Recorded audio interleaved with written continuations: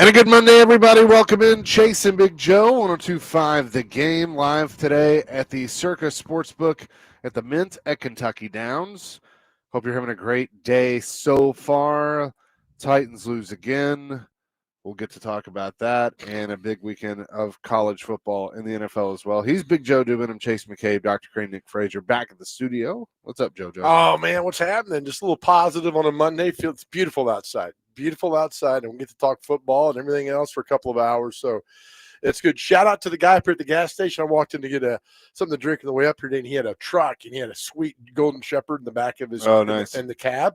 He had all the windows down. He's pumping gas. I'm like, hey, he said, I'm not a stalker. I said, but your dog's beautiful. And the dog turns like almost demonic and starts just going off on me. And the guy says, hey, sorry. He's really protective of the truck. Not him, but the truck. It was a gas station right up there. I was like, oh, man, I'm sorry. He said, yeah, man, he hates anybody who comes near the truck.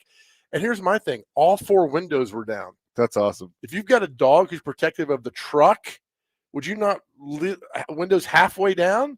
I mean, they're all the way down. And this golden retriever was beautiful. I'm thinking, I'm going to get bitten up here in Kentucky trying to pet a dog. That's my downfall. The dog takes you out. Go pet every dog that comes around, and that's my problem. Yeah, well, that's okay. It's right there, but it was good, though. You usually ask first, so that's right. That's a good thing. And I said I was not a stalker. Yeah, you were. I mean, you're not. You know what I mean? Right, in that moment. Yeah. Titans fall 16-13 to the Texans at Nissan Stadium yesterday. I guess I like punishment, so I watched that game. And my takeaway was Cam Ward has got a lot to work on, as we know. But you put him in the 2-minute, and that last drive was, I mean, where was that? I mean, he put that pass to Chigakonkwo, in a bucket. It was still maybe a tick off, but I mean, it was definitely good enough where, Chig made the play and made the catch. And it's like, where was that the whole game? And then the poor defense was the reason they were still in the game. The defense kept them in the game all day long and then couldn't get the key stop at the end of the game to prevent the field goal. Yep. But that is just a definition of the Titans season to this point. But here's the thing. Y'all went all gaga over that pass at Cam Ward. Every NFL quarterback should make that pass. Sure. So I wasn't like, yay. But that's an example of when guys are running routes and get separation, he has time to throw the ball. That's a little glimmer right there of what could happen when he delivers the ball. Now, oftentimes he has no time to throw the ball or receivers getting zero separation. But the Texans have a damn good defense. And so I understand all that. Texans have a horrible offense, which is the reason they're 5-5. But there are flashes from Cam. But, I mean, again, you look – that's the frustrating part. How good can he be when surrounded by talent? How good is this guy? I don't know. And nobody knows. Nobody knows how good this guy could be. But right now, it looks bad. I mean, and everything. But you got to factor everything else in with this. So the judgment on him being a quarterback in the NFL is still out because he's surrounded by really bad talent, and that's something to take into account for. The unfortunate news is Calvin Ridley breaks his leg. He is out for the season, and I think we all agree that is probably it for him as a member of the Tennessee Titans. And so we wanted to take a moment to remember all the highlights of Calvin Ridley's career with the Tennessee Titans. Dr. Crane, hit it. There you go. That's the highlights of Calvin Ridley's career with the Tennessee Titans. My goodness. Is it $23 million a year? Is that what they've paid? They owe him another year, or is he? Well, they can get. I think it's if they cut him, it's like $16 million in dead cap. Now there's some June 1st stuff they can probably pull. Right. See, I don't know what all that stuff is. I don't know, man. I mean, I think they can. I think you could trade him in the offseason and get something. But I mean, y'all are so optimistic. I don't know what you can get from that, but I hope he recovers fine. He's good to go. Yeah. I mean, look, it's not his fault. I like how you bring this up. Like, it's not his fault that he got that contract. It's Rand Carthon's fault for giving it to Yeah. him. So I don't have any ill will against Calvin Ridley, but I liked the idea of bringing him in, but he never lived up to what he should have done. We saw glimpses last year once DeAndre Hopkins was gone, and he was really the only main target for Will Levis. But I mean, his best days have passed him by, and so I think now you move on from him. You got to go find a stud receiver in the draft, and the first round. I wonder if go from there. Amy told Rand, like, go make a big splash. We need one big splash signing. And then, because remember that came during the latter part of free agency? Yeah. It wasn't the first hour or two. No, I mean, it was the first day, but yeah. But it was later. I mean, a lot of things had cleared out. And then at the end of the day, it was like, oh, okay, they're signing Calvin Ridley. Like, that's a lot of money to sign this guy. And it was between them and the Patriots to get him. But you know what? You live and learn and you move on and you don't do that. I just think those high price contracts now are just ridiculous. And it went from like, hey, he earned that contract. Then it becomes, can he live up to that contract? Yeah. Well, you already got the contract. So, I mean, as I say, it's tough to be really tough when you're sleeping on silk sheets. Right. When you're grinding every day and you earn that, I get it, you earn that contract. But I mean, Chris Johnson, he's a prime example. Chris Johnson, we got that contract in 2011. If you sit there and tell me he's the same running back he was in 08, 09, and 10, no. You are sadly mistaken. And that's the problem. Belichick in New England didn't put up with that. He never gave those guys that second contract. Well, right? To be fair, neither have the Titans. Yeah. I mean, Albert didn't get it here. Jeffrey got it. But I mean, that was an exception. But like, D Mace, they let go, before. Well, I mean, I guess he had signed one, but then they got out of it. But it's like they don't do that. And so you live and learn with Ridley. Now he's gone. Now, look, you're sitting here at 1-9, and that's kind of the question of the day. Is I want to throw out there and hear from you guys. Are you still invested? Are you still? Because I have a couple of dear friends who are rabid Titans fans, who are still committed 100% to being Titans fans. And I just want to know how. And there's others who are like, I'm done. I've sold my tickets. I haven't watched a game in forever. So how invested, if you're a Titans fan, how invested are you in this franchise? Because it's 50-50. I also got my friends who love it, went to the game yesterday, cheered loud, and live and die this football team. And others like, I'm done. I mean, by done, financially, they're done. They don't buy tickets anymore. They don't go to the game. They don't watch the games. But I want to know how invested you are. I mean, we are in a roundabout way because we have a sports talk show. So we have to be invested. But we're not emotionally and financially invested like you guys are. And I understand that. So I just want to know how invested you are. I realized yesterday I am still emotionally invested and I hate it. I'm sitting with my mother in the den watching I went and saw Mom and was watching the game. And she's just sitting there, we're talking and, how's your week and how was Key West and all this stuff. And Cam throws one low that gets batted down by the defensive lineman.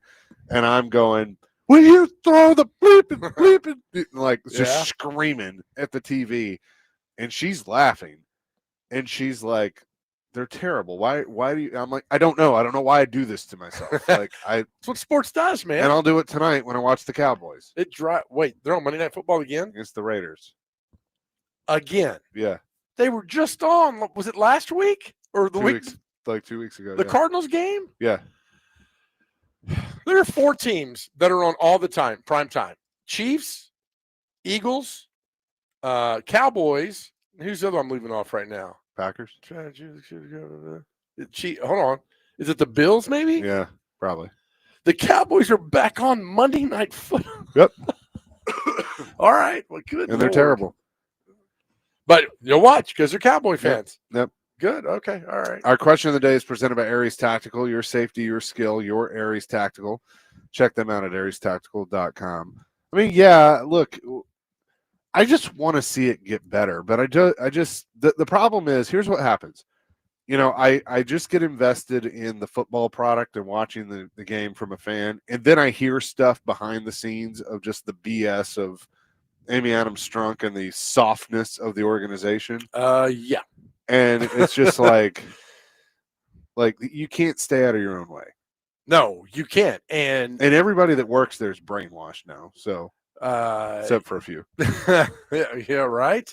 I mean, that's really I think it's top to bottom really bad over there, worse than we think it is right now.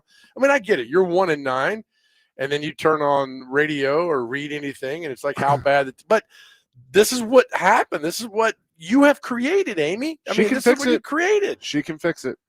She just doesn't want to. But she can fix it. It'd be real simple. How's that? Get out there, get a competent person to run the team, and then get out of the way and truly be out of the way. Oh, she'll never. But she can't. But she can't do that. Well, who's running the franchise? She is. Yeah. I think I am convinced now. You know, Chad's the public figure, but he does whatever she tells him to do. Yeah, you're right. He is a yes man and a puppet. Pretty sad. Which I guess if I was in his spot, I probably would be too. Right? It's pretty sad. But the fact is, this is the football team of Nashville, Tennessee. I mean, this is the Tennessee Titans, and I don't expect them to win any games. They're 1-9. Luckily they will not go down as the worst team of all time. That's going to be the 2008 Lions. But right in the same room at the same party right now, the Tennessee Titans are trending that way. I mean, just really bad. And then you got – wasn't there a Bucks team that was pretty bad? That was an expansion team in 76. They were pretty bad. They were 0-14. And they didn't win a game. I get all that. But you got an established football team that 4 years ago were the number one seed in the AFC. And in 2022, I think today was the third year of the Packers win. I think today is. And then it went straight to hell after that.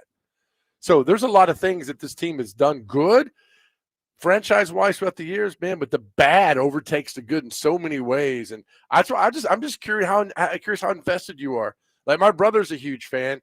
He's still invested 100%. Yeah. And I think he's insane, but that's my brother, and I love him. 615-737-1025. That's our phone and text line, driven by WilsonCountyHyundai.com. How invested are you in the two-tone blue? We'll discuss that much more coming up next. Chasing Big Joe, 102.5 The Game.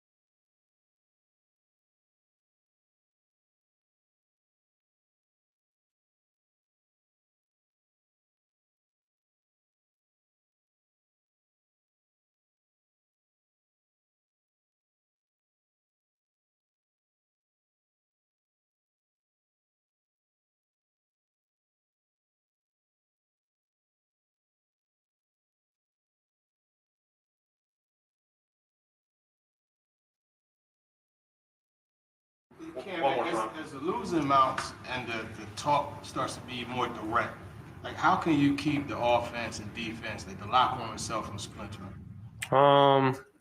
Be the same person every day. Is really it. I show up with the same mindset every day, along with the other guys, on the roster. And the outside noise will never get in our locker room because we know the real truth. We know what we got to be better at individually. I know what I have to do, to put our offense in a better situation to, score a lot of points. And at the end of the day, it's only people in the locker room that matters. Well, that's what I'm talking about. In the locker room, guys have said that they're tired of sugarcoating and they're going to be more direct. And they should be. And that's really the only way, winning, is gonna start. When you establish, not BSing with your teammate, telling them the truth. That's the way I played growing up, all the way till I got to college into here. And that's just something that we got to emphasize going forward. It was Cam Ward yesterday after the 16-13 loss to Houston, chasing Big Joe back here at the Mint of Kentucky Downs at the Circus Sportsbook up here in Franklin, Kentucky. And look, I will say this. PK and TD were not holding back yesterday in any of the press conferences, and I appreciate that, that they wanted to get answers, and I thought they did a good job of trying to do that. But, he's the quarterback, and rookie or not, it's on him to keep that locker room together. And, I will always say, look, I don't think this team has quit.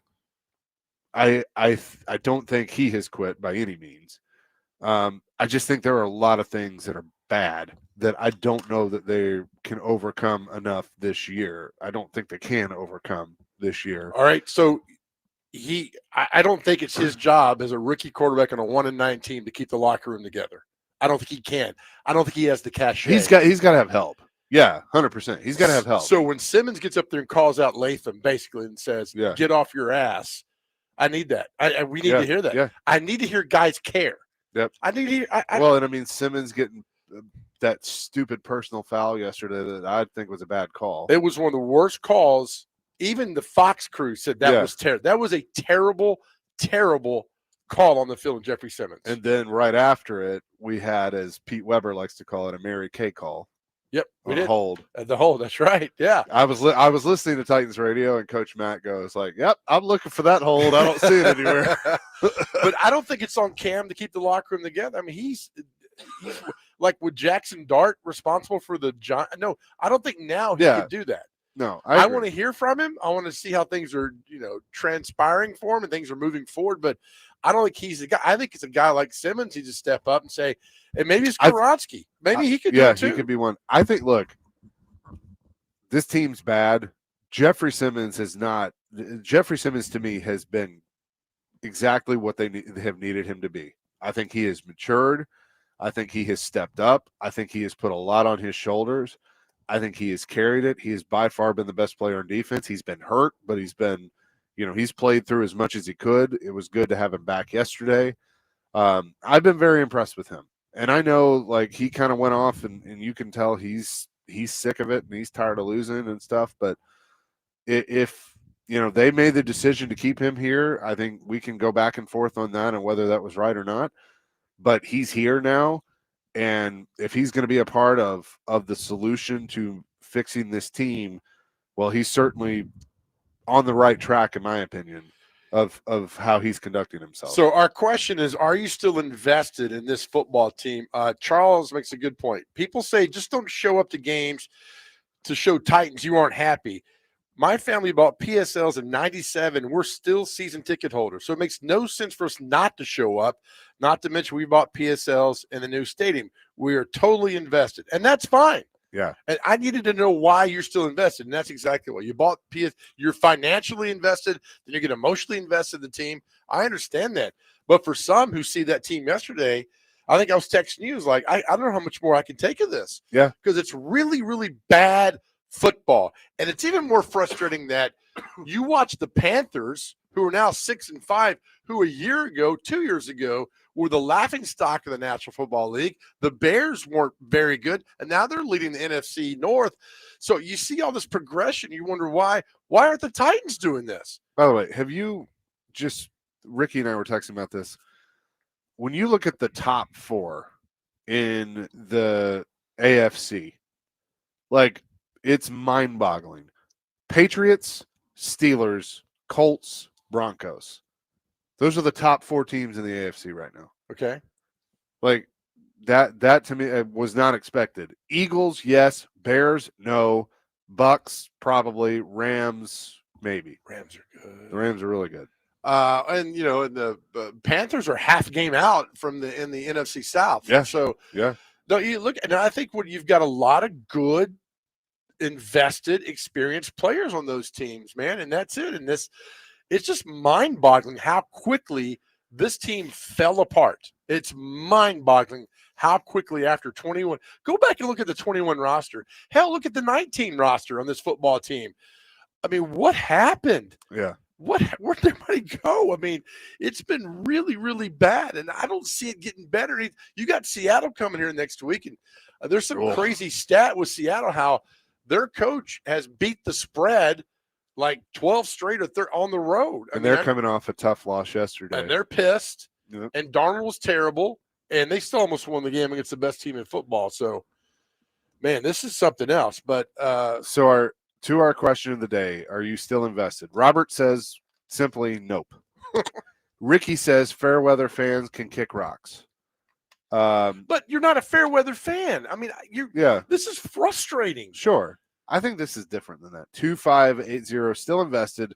They've been my team for over half my life. I can't just turn that off. Perfect. Thank you. I love it. 5353. I stopped after the first quarter, went to Hallmark, and just checked during commercials. It's a better way of life, not caring about that crap show. With the Hallmark. That's how awesome. Bad it's gotten. You go to Hallmark during the game. Mike in Lebanon. Me and my family are done with the Titans. We had season tickets since day one, and last season was our last season. But I do think the Titans are making us big hockey fans. We have 4 teams we follow, and we love it. So, indirectly, you're welcome, Nashville Predators. Dustin in Hopkinsville. I've been in a few bad relationships, but me and the Titans, financially, feed yourself. And I mean Titans. I stay out late, don't call, sleep in a separate room, cancel plans to hang with the family. My boy bought the ticket to the game yesterday, or I wouldn't have went. I mean, look, I get it. It's still, you and I grew up in Nashville. To see NFL teams come here is still kind of very cool because I never thought this would happen growing up, and it's really nice. But I just, at no point did you think they were going to win yesterday. And, when people are asking me, like, well, Joe, you said, at the end of the game, instead of going for 2, tie it up, I like to go for 2. I like the call to tie it up because I knew in the back of my mind, which came to the front of my mind, the Titans were going to lose that game on that drive. I had no idea. I had no hope they were going to stop them. Even if they went for 2 and got the lead, they still going to lose it on a field goal, and that's what happened. The problem that I have, and I think a lot of people feel this way, it's not the play on the field. You're going to have ebbs and flows with a team where you're going to go through a stretch where you're good, and then you're going to go through a stretch where you're bad, especially if you're not one of the elite organizations in the league, and the Titans are not that, and they never have been. So it's not just the winning and the losing. It's how the organization conducts themselves. They don't want to hear anybody say anything bad about them. The owner will be public and, shaking hands and kissing babies and showing up at press conferences and even giving a statement or two, whatever, when things are good. But when things are bad, she's hiding in her mansion in Houston and nowhere to be found. And then you have a guy that I think is a very nice guy in Chad Brinker, that this was not a job he asked for, was put in a job to, quote unquote, speak for her from the football standpoint. And quite frankly, he doesn't need to be running a team. That's where I'm done with him. That's where it's frustrating, is because, and the guy that I actually think is capable of running the team, which good on them for finding him, Mike Borgonzi, he needs to be the one that's making all the calls, speaking all the time, and that's it. But again, they can't stay out of their own way. And then if you say anything bad about them, they have a soft mentality that, oh, no, we do no wrong. How dare you speak poorly of us? We know we're the Titans. Well, I think winning, like anything else, oozes and soozes everything else that happens in life. Winning covers up a lot of crap. And so if you're winning, I don't care what the owner does, but the fact that this owner is meddling, and now you look at your team at 1-9. Look, here they got the Seahawks coming to town and the Jags coming to town. I have no confidence in either one of those games. Even they go to the Browns, at the Niners, and I don't see the Saints as the only other even remotely winnable game on the schedule to stop them from going 2-15. You just said the perfect thing. I don't care what the owner does if they're winning. And that's how a lot of people feel. But winning covers up a lot of BS with a crap organization. Yeah. This is a crap organization. Better watch out. You're going to get a mean email. Fine. Email me. I don't care. Like, I mean, that and the fact that doesn't bother anyone, and I'm sure there are a couple of people over there that it does, that hears this and like, man, I hate that's the perception. But the people that can actually do something about it just look the other way. Yeah, and that's the thing, is that's why they invested. I'm driving up. I'm like, what would you tell Amy Adams if you could? We've been down that road before. We've done that question. I'm like, all right, now I want to know you. I mean, what's it taking for you to get off this train and say, you know what, I'm done with this. I don't want to be part of this anymore, because I mean, the stadium, I was told, half full yesterday. And, you read that text from Charles about, hey, we're still invested here. We know what's going on here. I'm just curious to where, because now there's no hope on the horizon. I don't see any. And don't tell me the draft next year. I mean, there are a lot of positions that are really, really bad. It's going to take multiple drafts. And you can't do it through free agency because you haven't shown you can do it through free agency. So, I mean, you just got to – it's like losing weight. You can't lose 100 pounds unless you lose what? The first pound. Yep. Right. Yep. And so that's what they're going to have to do now. Yep. 615-737-1025. We'll continue the discussion. Coming up next, live from Circa Sports in Kentucky at the Mint at Kentucky Downs, is Chasing Big Joe, 1025 The Game.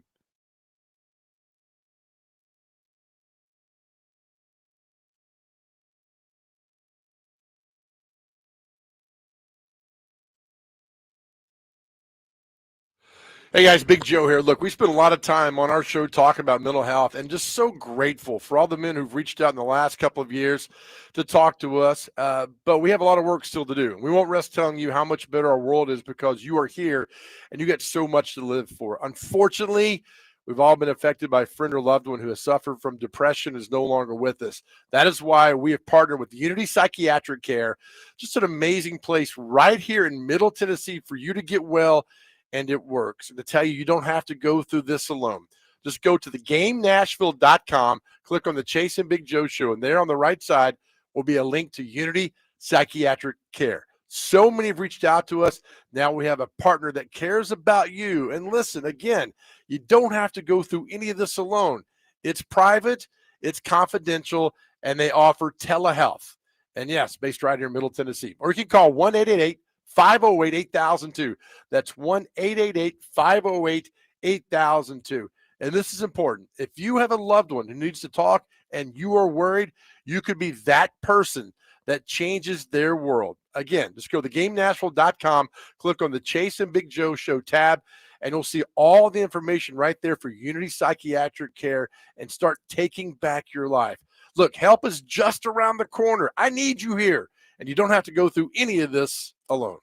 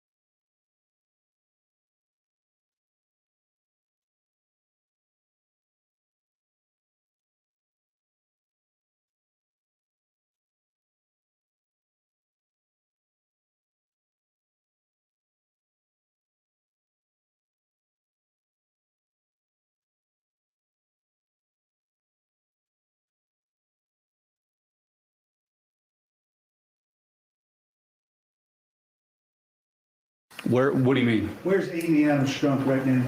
Yeah, she's at her home. Why isn't she here? I'm here representing her. Have I told you there's no one else? All right, welcome back to the Chase and Big Joe Show live at Circa and up here in Kentucky, the Mint Gaming Hall, Kentucky Downs. Oh, my goodness. Our question today is, how invested are you still in this Tennessee Titans football team? Half my friend group is out. Other half is like, I'll be invested to the day I no longer walk on planet Earth. Take your phone call, 615-737-1025. The best caller of all time, Kenny the Mailman. Kenny, good morning. How are you, buddy? You're going to make me blush. That's amazing. But I'm all in. I'm invested, fellas. Why? Well, that's the good news. The bad news in the past, I've always also invested in Enron and Beanie Babies. Well, you know what's funny? There's a friend of mine, Kenny, a long time ago, invested $5,000 in LA Gear shoes because Michael Jackson was going to be the spokesperson. He lost every penny. The stock went from $119 down to $3. He lost every penny, and he said, I'll never do that again. So if the team burns you and hurts you, you know whose fault that is? It's your fault. Yeah. Well, now I do want to give people some good news, leave on good news. Have you heard of the cliffhanger episode Nashville 911 this week? No. No, tell us. Kathy Bates is going to star as Miss Amy, Oh, boy. but she has no speaking part. She just stands and takes those in. y'all have a great day. All right, Kenny. Thank you, Kenny. Oh, man. I want to see episode of 911 where it's like, we got an emergency, and all the fire trucks end up going to Nissan Stadium. Like, what's going on? Like, we got a really bad football team here. Can you help? That's probably a better plot than what we're seeing at that show right now.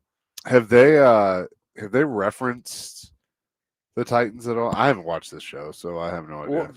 What could you not do with your time that is better than watching Rescue 911 Nashville? I don't know. I watched one episode and it was absolutely awful.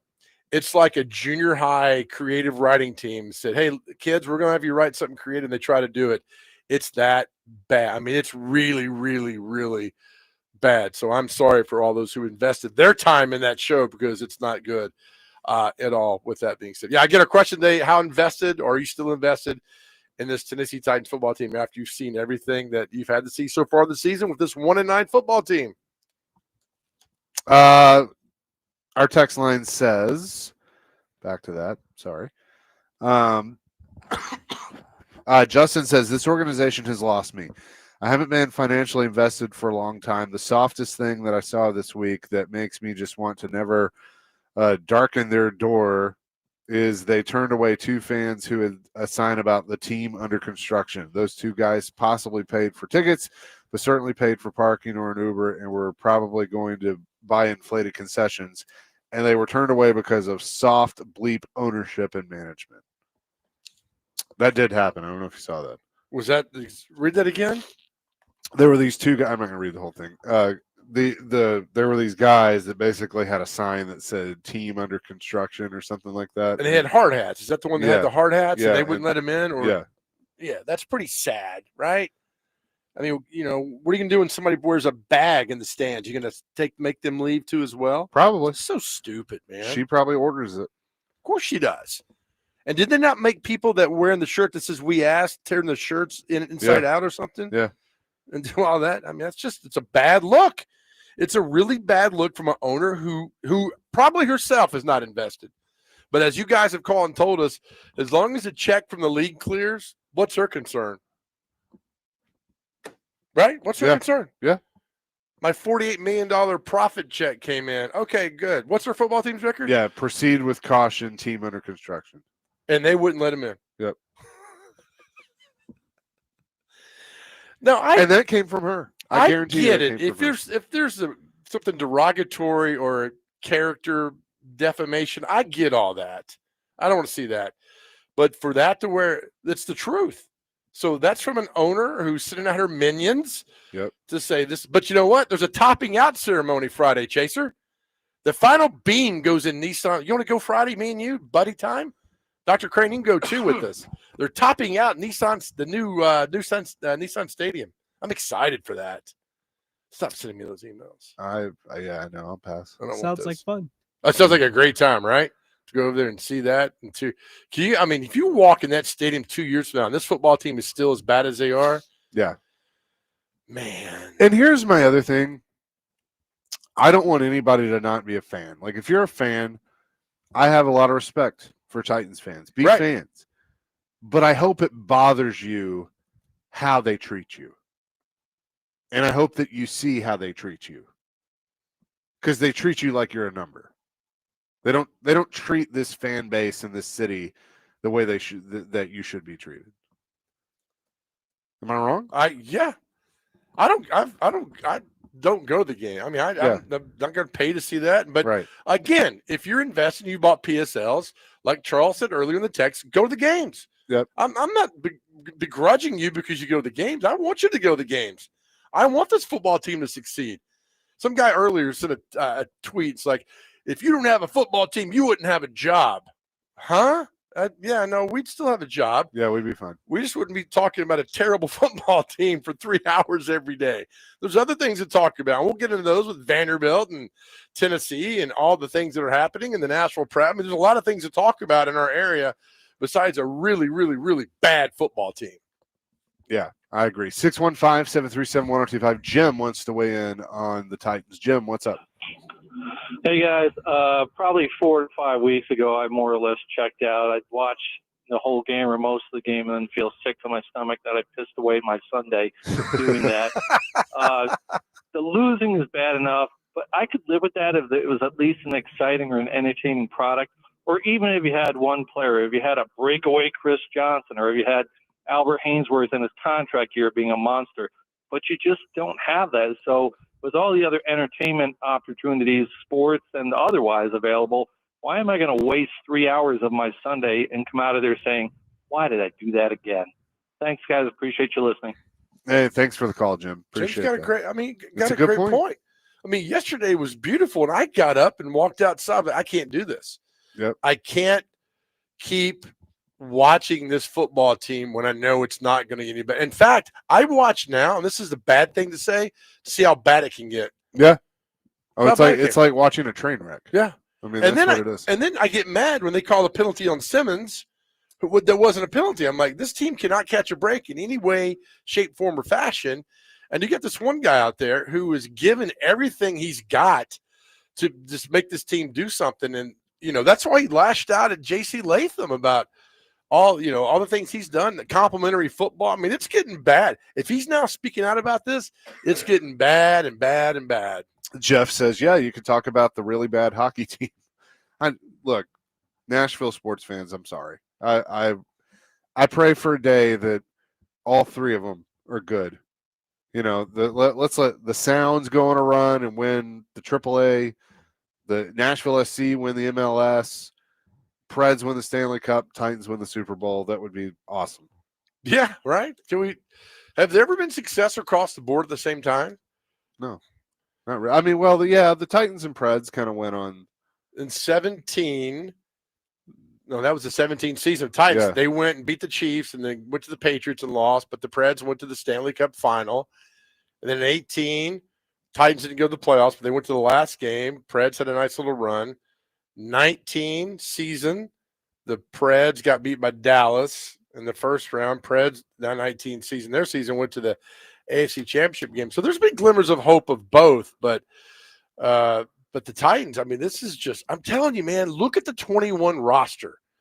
They're going to look back in time. They're going to unearth this and say, what the hell happened? How does this team go from 21 being the number one seed to even 23 years later, not even 4, but 3 years, even 2 years basically in 23, how bad it got. Yep. And it's awful. 615-737-1025.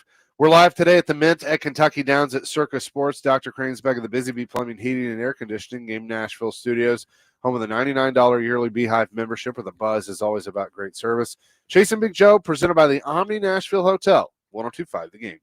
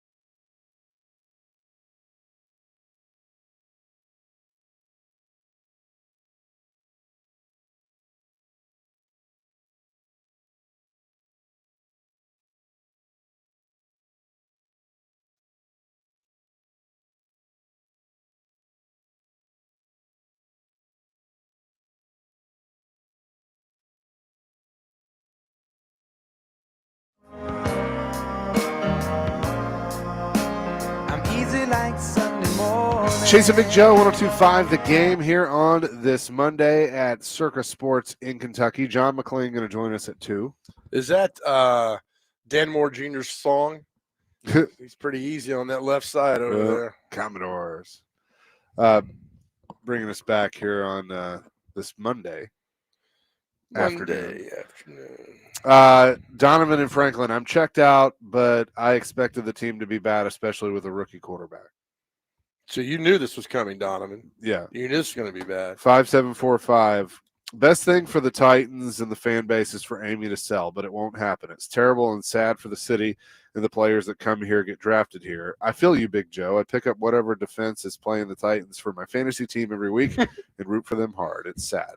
I mean, did you think it would be this bad? Be honest. No. In August. No. I mean, I had them winning 5 or 6.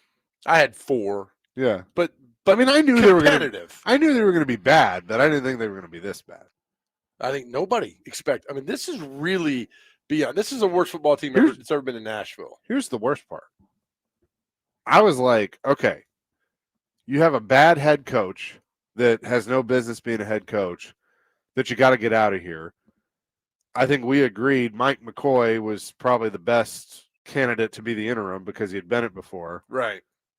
I mean, he's clearly just connected to strings and being told what to do. I mean, he's been awful. Yep. Like playing conservative and. Now, let me ask you.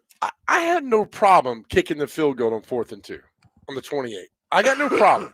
This team needs points. Yeah. Okay. I had no problem with that. Now, second half, that was in the first half, right? I think so. Yeah.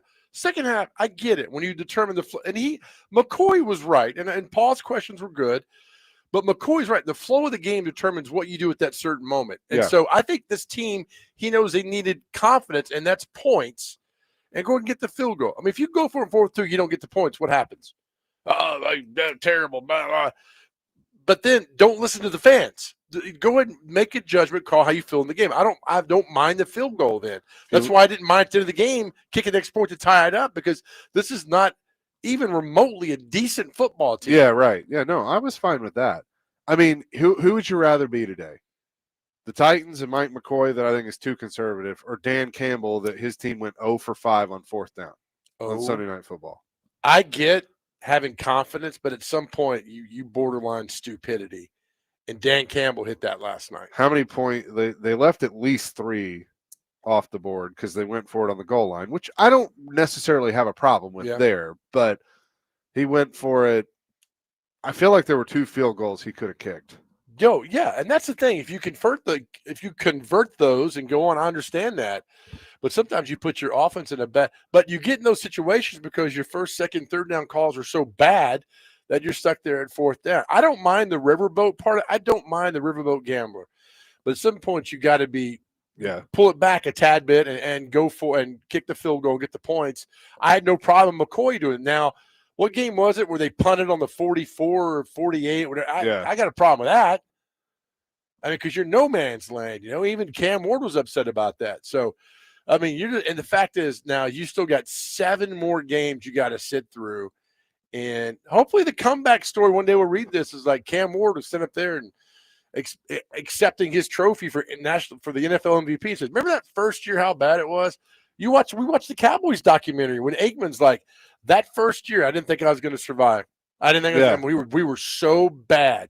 So the jury's still out to see what happens the next couple of years. But right now, man, it's tough. It's tough to see any positivity, anything going forward because they're so bad at so many places. And let me bring this up real quick. These are guys. All right, so, yes, these are former ex-Titans now and still in the league.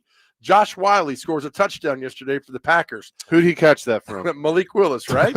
Yep. Derrick Henry still running like a madman. Theo Jackson playing for the Vikings, playing like a madman. Elijah Molden's still playing well for the Chargers. Yeah. Right? Harold Landry's doing really well for the Patriots. And the one that still bugs me, Chase McCabe, the one that still bugs me, because I still don't know why they picked on this guy. Why the hell did they give up on Kevin Byard? I don't know. Watch, and folks, don't tell me he's getting old. He's playing He had a better. pick yesterday. He's playing better with the Bears right now than he ever did with the Titans. And he played pretty damn well when he's with the Titans. I don't understand that, man. Well, and I don't know how well he's playing, but he's starting. You left one off. Adoree Jackson's starting for the Eagles. Thank you. AJ Brown, obviously. Did you leave that off? I did. I left the obvious ones off. Thank you there, sir. Yeah. I feel like there's another one too. 4, 5, 6, 7. That's 9 guys. Hassan Haskins was doing okay with the Chargers, He but was hurt. He's Yep. on IR. He's on IR. Still rolling Yep. out there. Yep. Landry. Landry's on the list. Current ex-Titans in the league still contributing somehow, somewhere. Who's that center that was too small? Brewer? Yeah. I think is he with the Dolphins still? Maybe. I know he was there. I think they might have cut him though. Can we have an honest discussion about Mason Kinsey? Yeah. We're gonna do that. Did you? Because I'm going to. I need you and Nick to yell it from the mountaintops in hour number 2 of what they need to do. Right. Because I about broke my mother's television yesterday because he couldn't catch the bleeping ball. Yeah. And I'm like, just like this guy has been on and off the roster since 2020. He ain't it. No. Move on. No. If you get a chance, go to Paul Kaharski's Twitter page. He had a rant on Mason Kinsey, which I thought Paul was absolutely perfect. It wasn't hateful. It wasn't mean. There wasn't no malice. Paul just laid it out there about Mason Kinsey, and I'm telling you, it was perfect. Basically, it was like, why the hell is Mason Kinsey on this team? Ben in Cumberland City. This is another one that's true. Khalif Raymond. He's with Detroit. He's a return guy. Thank you. That's right. Yep. Where's the there was another receiver that was there too that did nothing here. Josh Reynolds. Josh Reynolds. Where is he now? I believe he's with Denver. I could double check that real quick. I think you're right. I believe that is he's with the Jets. He is with the New York Jets. Did he have they played Thursday night. I don't know if he did anything with them or not, but so it's just they're everywhere. These guys are everywhere around the league. And I get you'll let 3 or 4 go. I understand that. But now this is 1, 2, 3, 4, 5, 6, 7, 8, 9, 10. It's 11 guys that have now on this team still in the league contributing. Josh Reynolds, let's see what he did the other night. He did absolutely nothing for the Jets. All right. He may be injured or something. We'll take more of your calls, more of your texts. Dan, Jack, hang on the line. We'll get to you coming up next in hour number 2. More on the Titans. Chasing Big Joe live at Circa, Kentucky, 102.5 The Game.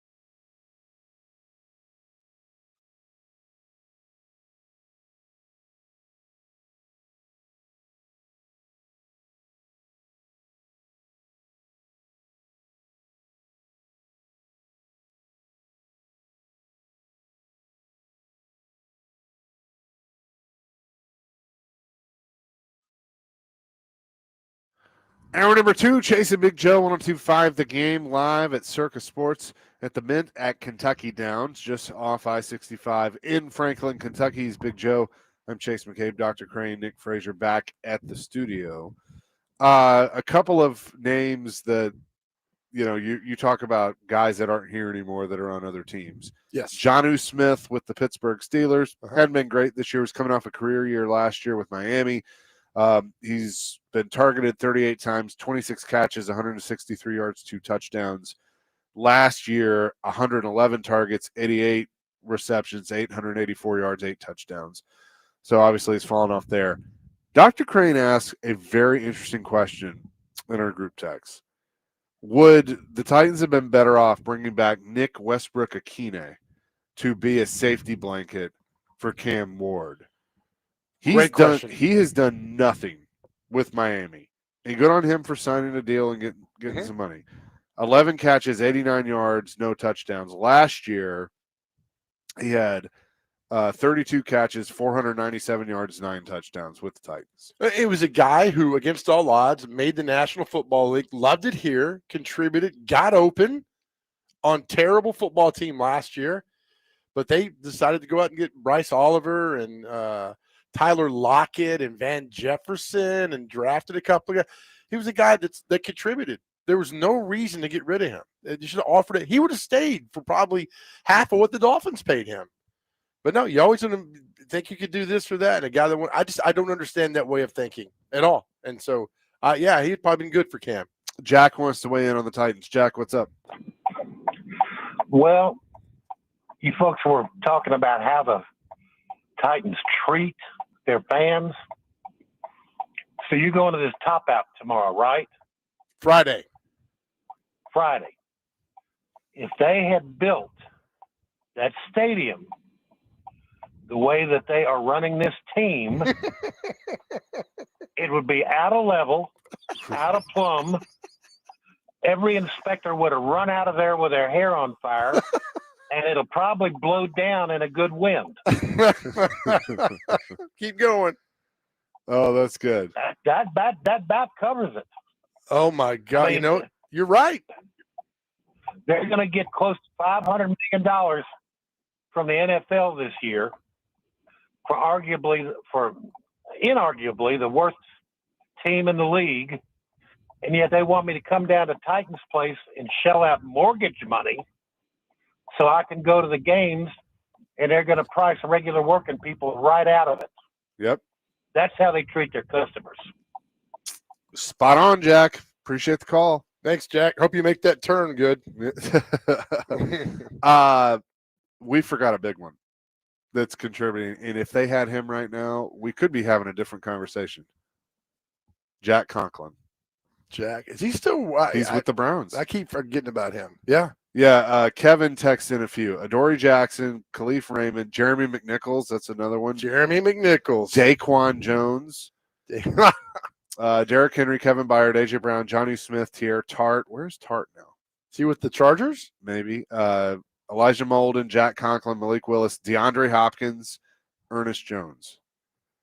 You can have Hopkins. To me, that guy's a quitter. Who's the linebacker they had last year that they traded to the Cowboys? Kenneth Miller? Kenneth Murray. Murray. Yeah. His name, yeah. Yeah. We had him on. Yeah. Played it. One of the first true freshmen ever played Oklahoma linebacker with the Chargers doing well. And he was excited to be here and ready to go. Next thing you know, I was like, hey, he got traded to the Cowboys. Like, what? And then he's gone. So we've got probably 18 guys in the league still contributing at some point, probably better than what their current Titans are doing right now. Yeah. Pretty sad, man. When you look at everything. It is. Yep. I mean, it definitely is.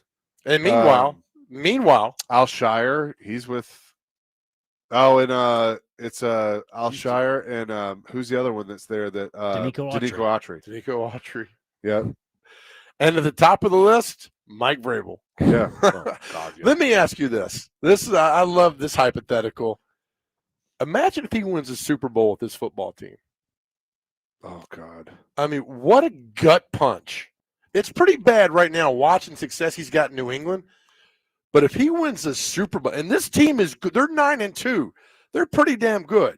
Oh, I'm rooting for them. I am actively rooting for them. To happen. What a gut punch it would be to Amy Adams Strunk, to everybody in that organization, and I hate it to Titans fans. Oh, you talk about a gut punch. It would be a gut punch. Won the Super Bowl, a place that the franchise has been one time. You would see smoke coming from Houston because of how mad she would be. Yeah. How mad and it's like, it's your fault. Yeah. It's your fault. It really is. You fired him. You fired Robinson. Now, do they share and all have their mistakes too? Absolutely. Vrabel's probably the least what's the word I'm looking for?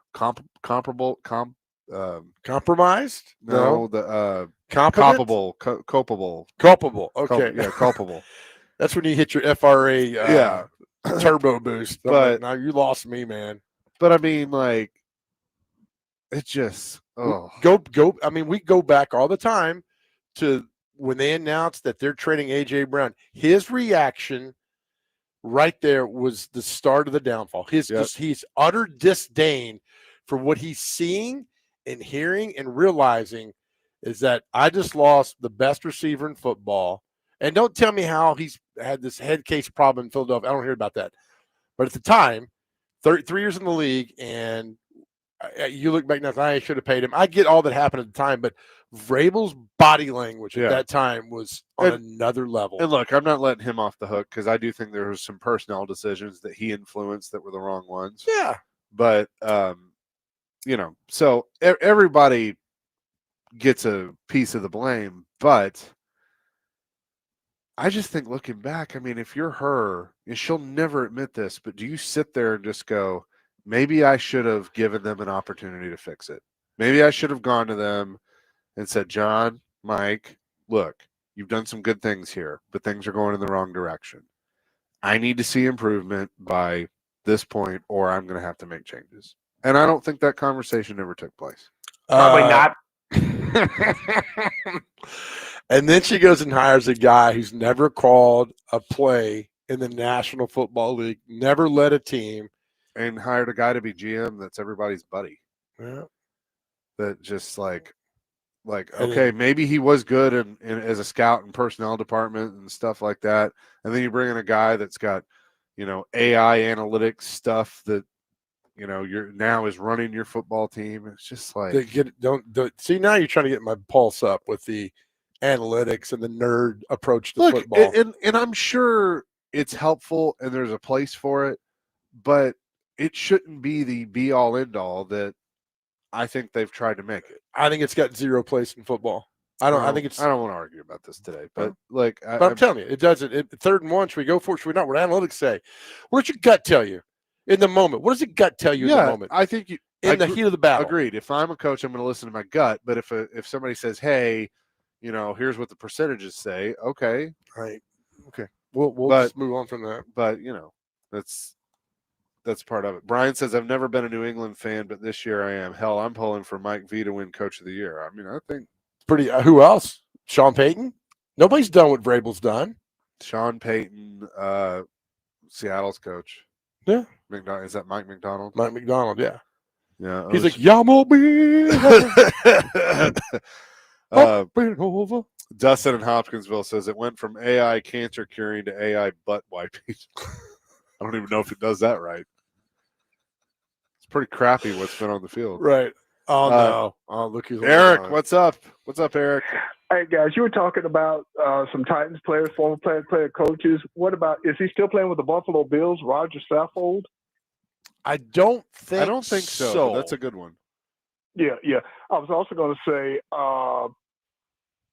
Matt LaFleur, who's coach of the Green Bay Packers, and Malik Willis, who he's turned into a pretty good backup for the Packers. Hey, let me ask you this. What's all this Matt LaFleur?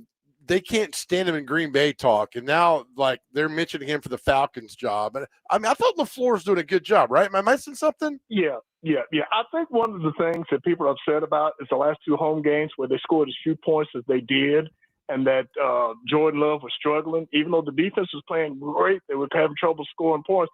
And now they're saying that, of course, that if they don't live up to his expectation, he could get fired, which I'd be very, very surprised if that happened. But who knows with the way the NFL is now. And, of course, I also thought you guys would probably mention Arthur Smith with the Steelers. Yeah. Well, yeah, that's another one. Thanks for the call, Eric. Yeah, y'all take care. We'll talk to you Appreciate soon. it, man. I will say this. If Matt LaFleur does get fired in Green Bay, which I think would probably be a big mistake on their part, but if he does, the next head coach of the Tennessee Titans will be Matt LaFleur. Would not take it. Would not take it. Would not take it. Well, you see what's going on. Sure. You call Vrabel. Hey, how did it all end there? Well, here's what happened. Okay. I mean, I don't think he called Vrabel. I don't think they like each other. I heard they were not buddies. You heard they were? Yeah, just a friend. Okay. You know, that's Vrabel reaches out to everybody else when they get something like that. Yeah. So, I mean, Matt LaFleur would be crazy. Would you rather come here or Atlanta? First of all, Atlanta, the job's not open. But Atlanta. Yeah. Yeah. Yeah, right. Yeah. Look, and the thing is, would you rather work for Arthur Blank or Amy Adams Strunk? Arthur Blank. Right. I mean, there's no reason when you're comparing other NFL jobs, if you got two offers, not to come here. 0862 says, what about Mason Rudolph? He's about to start for the Steelers. That's another one. That's funny. Right. Did you hear his comments yesterday? No. This is the best place ever. This is where I belong. This is the greatest people. I mean, he was just over. And I don't think it was a shot at the Titans. Just like, I'm home again. Well, look, he's not wrong. They've had, 4 coaches in 40 years? Something like that, yeah. But what's the Vrabel thing? Chuck Noll, 3 coaches. Chuck Noll, Bill Cowher, and Mike Tomlin. The Vrabel speech at the Patriots 2 years ago. It's not like this a lot of places around the league. Yeah. When they're not used to winning around here. I remember that coming out, and we're like, oh, Amy's like, it's a nothing burger, I was told. And yet it drove her, by all accounts, insane. I get it. You don't want one of your employees going across the street saying how great it is over here. I mean, that's something that was just a moment I will never forget. Yeah, they have had 3 since 1969. Mm-hmm. And they were awful before that. Yeah, they've had 16 total, but 3 since 1969. Think about that. Isn't that crazy? Yeah, do you know who the coach before Chuck Noll was? I'm going to say no because I don't know. Bill Austin was the coach from 1966 to 1968. In 42 games, he went 11, 28, and 3. But look at the Steelers drafting. They took Terry Bradshaw. Nick, remember what Terry Bradshaw told us the day he got drafted? Remember that story? Refresh my brain a little bit. He was going fishing. His dad's like, today's the NFL draft. He's like, yeah, they know where to find me. And he went out on the pond fishing, remember? And he's like, that's right. Came home hours later, and his dad's like, hey, you got drafted by the Steelers. Like, well, I better get to work. And then, there's 1970 Louisiana. But they built the team through the draft. They drafted well. This franchise has not drafted well. Former NFL Commissioner Burt Bell was the head coach for 2 games. That's how bad it got? I guess. We might see Goodell step in for 2 games with the Titans and say, oh, God, that would be hilarious. Would it not? Oh, that would be something. 615-737-1025. We'll have more coming. Chasing Big Joe live from Circa, Kentucky, here on 1025 The Game.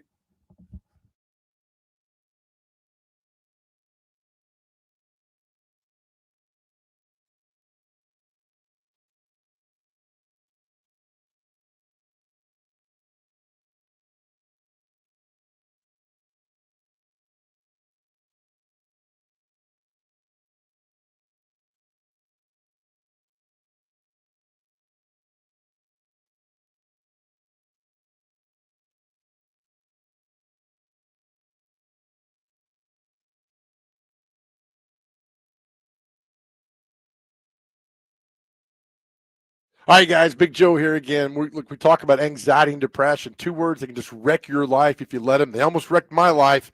And, man, sadly, most of us lead lives of quiet desperation, but it does not have to be that way.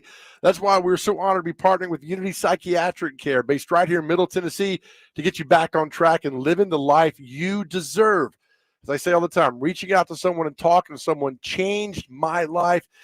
And my goodness, I want the same for you. Just go to GameNashville.com and click on the Chase and Big Joe Show. There you'll see a link for Unity Psychiatric Care. Start taking back your life. It is private. It is secure. It is confidential. No one has to know. I just need you to reach out or call 1-888-508-8002. 1-888-508-8002. Also, you may be the one who notices a loved one isn't doing well, and you could be that person to turn their life around. Again, just go to GameNashville.com, click on the Chase and Big Joe Show. They're on the right side. All the information you need for Unity Psychiatric Care. Look, we love you guys so much. Help us just around the corner. Take back your life, and please know you don't have to go through any of this alone.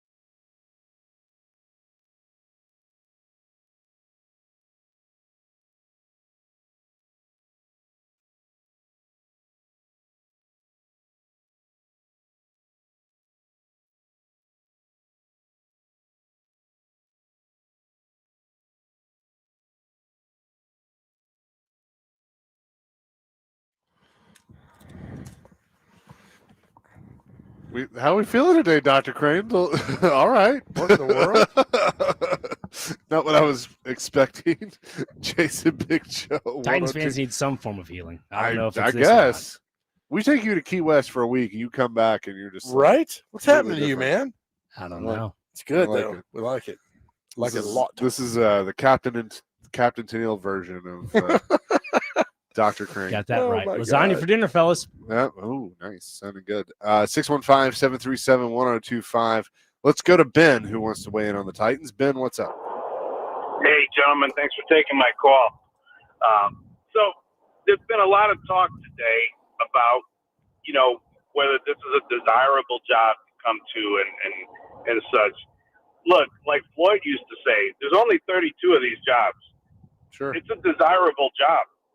Everybody wants to have that job. Everybody wants a chance to prove that they can turn this team around and they can, make their name in the NFL.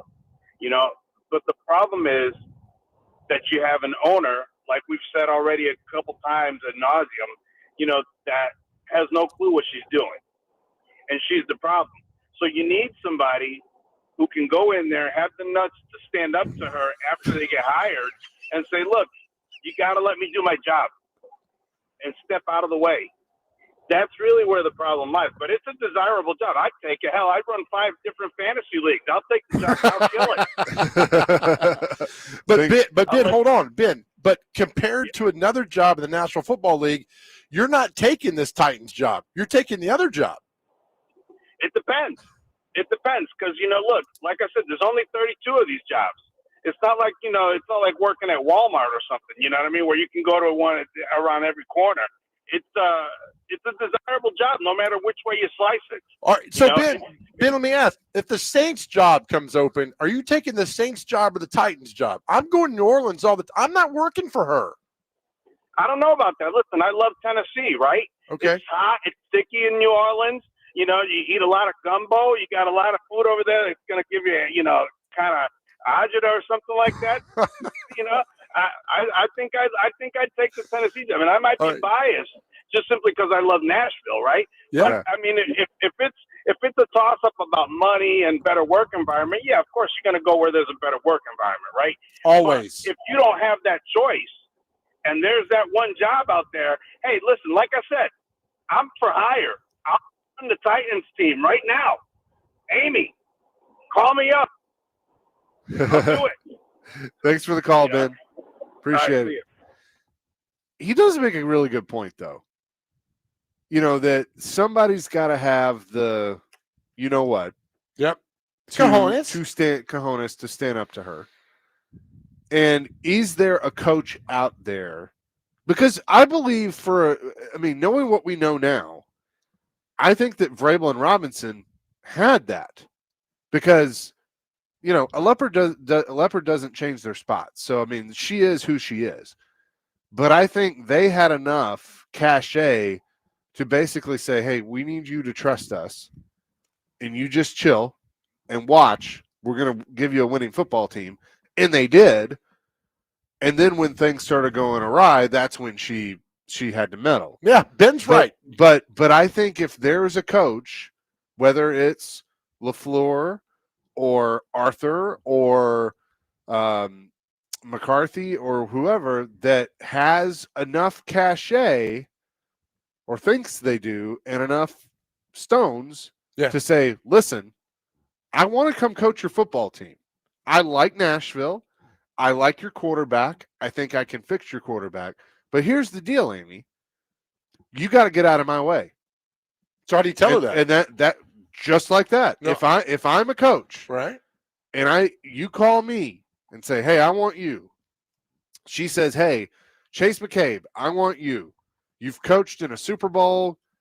You know, you haven't won one, but you've coached in one and you've won a lot of football games. I want you to be the coach of my team. I'm going to say, look, I want to coach your team. I like Nashville. I think you have a good young quarterback. I like your general manager. I think you got something there. But stay the F out of my way. I think when you do that with her, a prime example is you're having a meeting. She walks in and say, hey, we're having a meeting. You mind waiting outside? Fine. You don't take the job. You got to be Ditka with her. Right. You got to be like, you have to be out. You have to be an a-hole. That's the only way it's going to work. That's the only way it's going to work because she has to be comfortable with that. I don't think come in like, hey, Amy, you know, let me do my job, okay? The fake nervous laugh. Yeah, no. You have to have somebody. And the one phone call I don't want to get is from you. Right. I think you need to tell her at the beginning. I don't want to hear from you. I will meet with you once a month. Maybe. But I'll tell you when. Right. Well, usually I meet on a month. I don't care. No, we're not doing this. Your football team sucks, and you're the reason why. Exactly. Because here's the deal. You have to have someone and be in a position where, like, you want the job, but you don't care. Like, if you piss her off enough and she's like, well, I'm not going to hire you. Okay, great. Because guess what? There's 5 other teams that will. Do you think the owner, what's that sweet lady? She needs a Bill Parcells type. Is it Miss Ford, whatever her name is, that runs the Lions? Oh, yeah. You think she goes in there with Dan Campbell? I mean, Dan's like, no, hey, but for a long time, that was their problem. Yeah. So after the first year, no 21. I mean, they were terrible. The Bears, like there have been a lot of problems with the ownership. Right. I think the Washington, well, 21, the Lions were terrible. And the rumor has up there, they were like, all right, we believe in Dan Campbell. We're going to get out of the way. And they got out of the way. Yep. And you see what he did. He drafted, he got hand in hand with the GM, and they made it happen. It can happen. Yeah. But you got to get out of the way. I don't think she can. I don't think she can. I think you have got to find a Parcells. They're out there. Belichick, old school Belichick type, Vrabel type, that basically is going to be like, I need you to trust me. Get out of my way. Yep. Like the Bills yesterday benched their top receiver because he fell asleep during the meeting. He missed a meeting. Love that. And Sean, what's his name there? McDevitt? No. Yeah, McDermott. Sorry. Sean McDermott's like, you ain't playing. Like, what do you mean? He's like, you ain't playing. Abdul Carter was benched yesterday because he fell asleep during the meeting. Yeah. And who's the interim coach for the Giants? Oh God, I can't remember his name. Forget who it is. Said you're not playing. Mr. Me, we need to hold those guys accountable, man. Yep. And that's a problem with one of the reasons I was a huge fan of Brian Snicker and being the manager for the Braves, because a lot of people hated that hire. And I was skeptical at first. But the reason that I was a big fan of his is early in his tenure, Ronald Acuna hit a little lazy blooper, into the infield and basically walked to first base. No. Snicker pulled his ass out of the game and said, "You are never going to do that again." I love it. Good. And he did. He did it a couple times, and every time he pulled him out. That's the way it should be. He said, "You run it out at first base if you're going to play for me." God, I love it. I don't care how good of a player you are. I like that. I love stories like that. And like Barry Trotz has told the story that the year, I think it was the year they won the Cup, Alex Ovechkin missed the meeting. And he said, "Look, the rule is you miss the morning meeting of the game, you don't play." And everybody's like, "Barry, it's Alex Ovechkin. He's the best player. I don't care." Love it. I love that story. And he earned Alex's respect by doing it. Good, as he should have. Clay wants to weigh in on the Titans and apparently has a bone to pick with Joe. What's up, Clay? Chase, yes, I need to talk just to you for a second. Okay. Joe's evidently been talking a little trash around the station. Has he? Yeah, I've never met Jake in my life, but yet he knows I'm banned from Vanderbilt State. Well, Jake works for Vanderbilt, so I think there probably was a memo or two.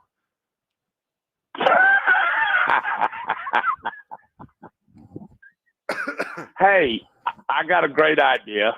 Okay. I'm banned, so let's ban Amy from Nissan Stadium. How about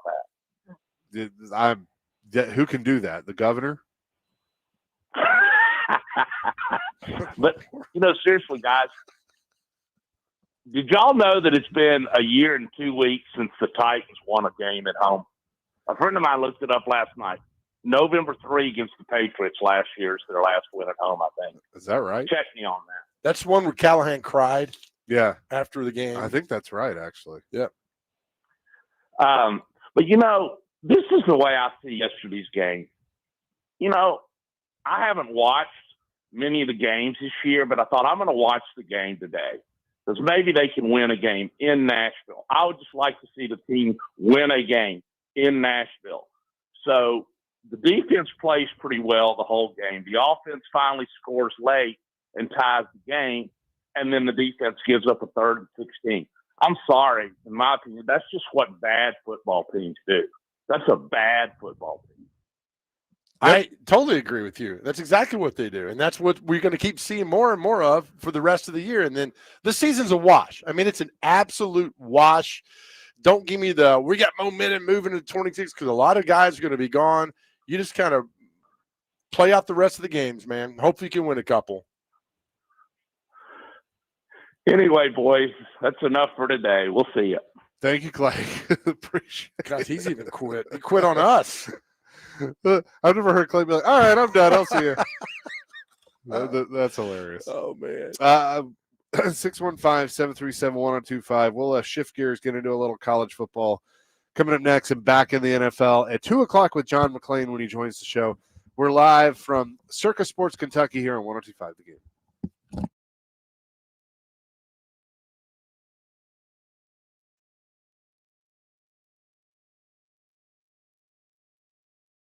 All right, guys, Big Joe here. And if you're looking to upgrade where you're living, you will love this. Let me tell you about City Limits apartment homes nestled perfectly between Spring Hill and Columbia. Wouldn't it be great to live in a place where modern sophistication meets unsurpassed features and resort amenities? Well, you can at City Limits Apartments, modern luxury living between Spring Hill and Columbia, offering 1, 2, or 3 bedroom apartments. You will feel as if you're living at a resort. And you know what? You deserve that. The website, liveatcitylimits.com, liveatcitylimits.com. Get out of the rat race where you're right now and move down there. It's beautiful. For more information on that, again, liveatcitylimits.com. And if you lease now, you get 2 months free. The amenities are on another incredible level, and I'd like for you to see for yourself because you will love it. As I say all the time, your work is stressful. Your life is stressful. Where you live should not be stressful. It should be perfect. And it's perfect at City Limits Apartments. Again, the website, liveatcitylimits.com, liveatcitylimits.com. And if you lease now, you get 2 months free. Yes, sir. Live at City Limits, City Limits Apartments. Welcome home.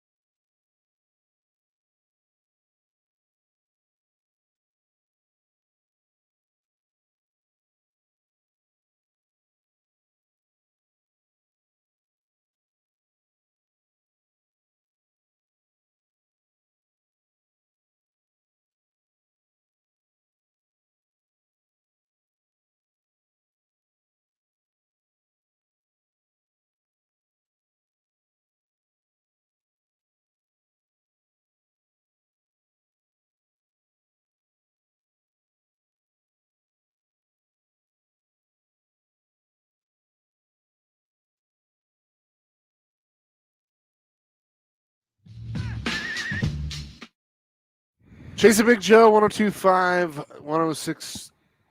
Oh, that's a habit. 102.5 the game on this Monday. Habit. Vanderbilt was off this week, got a little rest in, but there was some movement. Unfortunately, there were some things that they needed to happen that didn't happen, and that was Alabama. The big one was Alabama needed to beat Oklahoma, and the Sooners were able to get the win and defeat the Crimson Tide. Yep, that's a heck of a win by Oklahoma. I mean, they went there, they punched Tennessee in the face, and they go down to Tuscaloosa and punched them in the face as well. I thought it was funny this week is that Arch Manning was giving advice to John Mateer about how to approach Alabama and Texas and all these other games, and it's like, okay, I wouldn't take advice from Arch right now. But anyway, I think I handed to him. Did you see who was in the stands for Texas and Georgia? No. It was one Marshall and Peyton Manning. Oh, were they? Man, I mean, you sitting in I had one time a game down at Georgia. I ran a naked bootleg. It took me 47 seconds to get in the end zone, but I was from the 1 yard line. I just don't. I mean, yeah, Georgia looked really, really, really good the other night. Yeah. And Kirby, talk about cojones to go for an onside kick, to go for it on fourth down. And some of these fourth down calls have been great, and they got it. But Georgia quietly, sneaky good, sitting there at 9-1. Now they got to play. I think it was Charlotte this week. They'll beat by 90, and then Tech's going to be a tough one for them. But this Georgia team looks really good. I'm so disappointed in Alabama, Chase. Just so disappointed because Oklahoma went there and out-physicaled that team on Saturday. Well, I'll tell you this. On College Football 26, the video game, in the 2027 season, the number 3 ranked South Carolina Gamecocks, coached by yours truly, we have a big matchup to end the season against number 1 Georgia, with basically the SEC on the line. So when's that game being played? It's coming up Saturday night. Why don't you put your name in some of these coaching circles? I should. Said, hey. Recruited well there in South Carolina. Well, the AP poll came out. Vanderbilt's 12. But again, remember, this means nothing. I mean, No. because it's the college football playoff poll that means everything. But a couple people in Vanderbilt's way, BYU, Utah sitting there, Miami, of course, at 8-2. All those teams, they're a bunch of. That's why you need Oklahoma to lose. If Oklahoma had lost, they'd have been 3 losses and out of it. Texas is out of it. They're gone now. And so I'm just afraid Vanderbilt might be that one team, that 13th team that doesn't get in. And, man, that would be terrible because they beat Kentucky. They beat Tennessee. They stop it in at 10-2. And it'd be great. But I just don't – I'm not confident, Chase, they get in the playoffs. Yeah. What was it? I was going to say something. Oh, the I'll tell you the team that really impressed me was Texas A&M. They had no business being down at home to South Carolina, but to come back down 27 points and win 31-30, I mean, what a job by Mike Elko and what a job by Marcel Reed. Oh, 100%. Just to get down that much and to see the comeback and mount the – that's even better. I think that's better than beating South Carolina 56-0 because you got punched in the face like 4 times. And you got up and said, all right, this is not how it's going to end. And you went forward and got the game back and won the game. And that right there earned Marcel Reed a trip to New York City. I don't think he wins the Heisman Trophy, but I think he's in New York City the second week in December because of that. Just rolling along, man. I mean, it's a really good game, but I just really I feel bad for Vandy because I think they're going to be outside looking in. And by the way, Tennessee and Florida, 6:30 Saturday night from the Swamp. Yep. I mean, that will be fun to watch. Boo Carter out for Tennessee. Good. Hit the road, buddy. Don't need you around there anymore. But it's a game. If Tennessee loses this game, I think Vanderbilt rolls over them next weekend in Neyland. I really do. Because the Vols will sit there and that'll make them 7-4. And then losing to Florida, man, that will hurt. So we'll see what happens. You got Vandy in Kentucky, which is going to be 2:30 on ESPN. And it looks like Vandy, Tennessee is also going to be a 2:30 kick, either on ABC or ESPN. Don't take Kentucky lightly, man. Nope. Don't. I mean, they're playing really. That's the tradition. They play really well late October into November, and keep Stoops around. They're 5-5, so they know they've got to play Vandy and then Louisville. Win one of those games, you're in a bowl game. I think they'll beat Louisville. Louisville's just kind of cratered. Hope so. Louisville lost to Clemson. Take a guess on the spread. Vandy by 7.5. 9.5. Ooh, really? Yep. And then Tennessee, Florida. Florida by 1.5. Tennessee by 3.5. Really? Yep. I don't know what's that. And at the Swamp.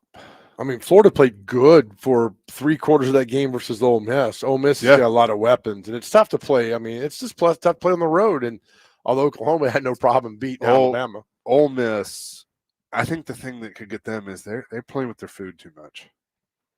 I think Ole Miss is really good. Well, they got an off week. Really good team, but I think they play with their food too much. 10-1, probably should have beaten Georgia. Yep. They gave that game away. And I think they got an open week. This late in the year, they got an open week. Then they play. And Dr. Crane, I'm sorry, but if your Mississippi State Bulldogs beat them, they still make the playoffs. Really? Yeah, I think so. I think so. 10-2? Yeah. I think so. I think if Mississippi State wins the Egg Bowl, I think Lane Kiffin's gone. Still might go anyway. Down to Florida. There's a great meme. You mean he would leave to go take another job? Correct. Yeah. Okay. There was a great meme at halftime they put out when they were getting beat by Florida, and the thing was, if you can't beat them, join them. About just go on the other side and play for Florida, coach for Florida over there. Again, we talk about that. I mean, he's got it made in Ole Miss. He's recruited well. He's got guys buying in. He's got the whole state buying into what he's doing. But he knows that Florida job sitting there will always be questions like Florida. And I don't know what Florida's going to do for their coach, but we'll see. But for Kiffin, he's the one. He's the main domino right now. You're not talking about Jimmy Frank or anybody else. Yeah, Kiffin's the main domino. Well, I'll tell you what. I mean, Texas A&M this week at 10-0, they got a tough one against a 1-10 Sanford Bulldogs team. You shut your mouth. I'd love Sanford. If Sanford went down there and beat them, I would do the show next Monday in a Speedo. The schedule makers at ESPN have so little faith in that game that it is on SEC Network Plus. I'm surprised it's even on that.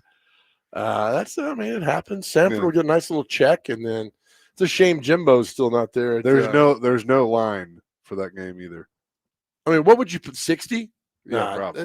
Our teams don't win very rarely 60-0. But Ohio State is favored over Rutgers by 30.5. You know what's funny? This whole year, the one team we've least talked about, Ohio State. Yeah, because they're just. Yep, they're going to be there at the end. They're going to be there. They're that good. Louisville, SMU. That's an interesting one. Who's Indiana got left? I'm curious because. They got one game, I think. I think they're 11-0. I think they got one. Purdue. I'm sorry. Yeah, they end the season with Purdue. Yeah, they're off this week, I think. And I guess their quarterback's going to win the Heisman Trophy, and I get all that. I don't know. I mean, Marcel, I think, helped his cause. I would say Marcel Reed. I would vote Marcel, but Indiana's the cute story. Sure. The cute quarterback, the cute story. Look at what they're doing now. They've never been 11-0. All that good, goodness that goes with it. But I'd vote Marcel. We got a bias. We love Marcel. We love Rod Reed. So I'll show my bias on that. 2459 says fire every last one of the South Carolina coaches. Embarrassing and unacceptable. Go Gamecocks. What if that comes open? What if he doesn't get the Virginia Tech job? I don't think I think that is going to come open. I mean, he's 4-7. Yeah. After all the accolades and how they finished last year and all the excitement this year, and you had a Heisman Trophy mentioned quarterback Lenore Sellers, and now you're bottoming out? Yeah. Oh, man, that's not good. And they'll finish with Clemson. They're right. They're 4-7. They got an off week too. That's an interesting job too. I've always thought that, and we've got South Carolina fans, I've always thought that was a diamond in the rough job, man. I mean, it was I know Clemson is there taking, you're fighting for recruits, but, man, that's a fan base that loves football. Williams-Brice Stadium is loud. A lot of people love South Carolina football, but yet they never could get over the hump. Yeah. Spurrier got them to one SEC championship game in 2010. You had Brad Scott, who was terrible. Lou Holtz was terrible. Spurrier didn't do anything. We love Muschamp. He did nothing. He was there. It's just really hard at that school where they get really good. Facilities are good. Crowd's good. Passion is there. Can't do anything. We'll have more coming up on college football, including there's a text on James Franklin that I want to talk about because I'm not so sure. We'll do that coming up next. Chasing Big Joe, 102.5 The Game.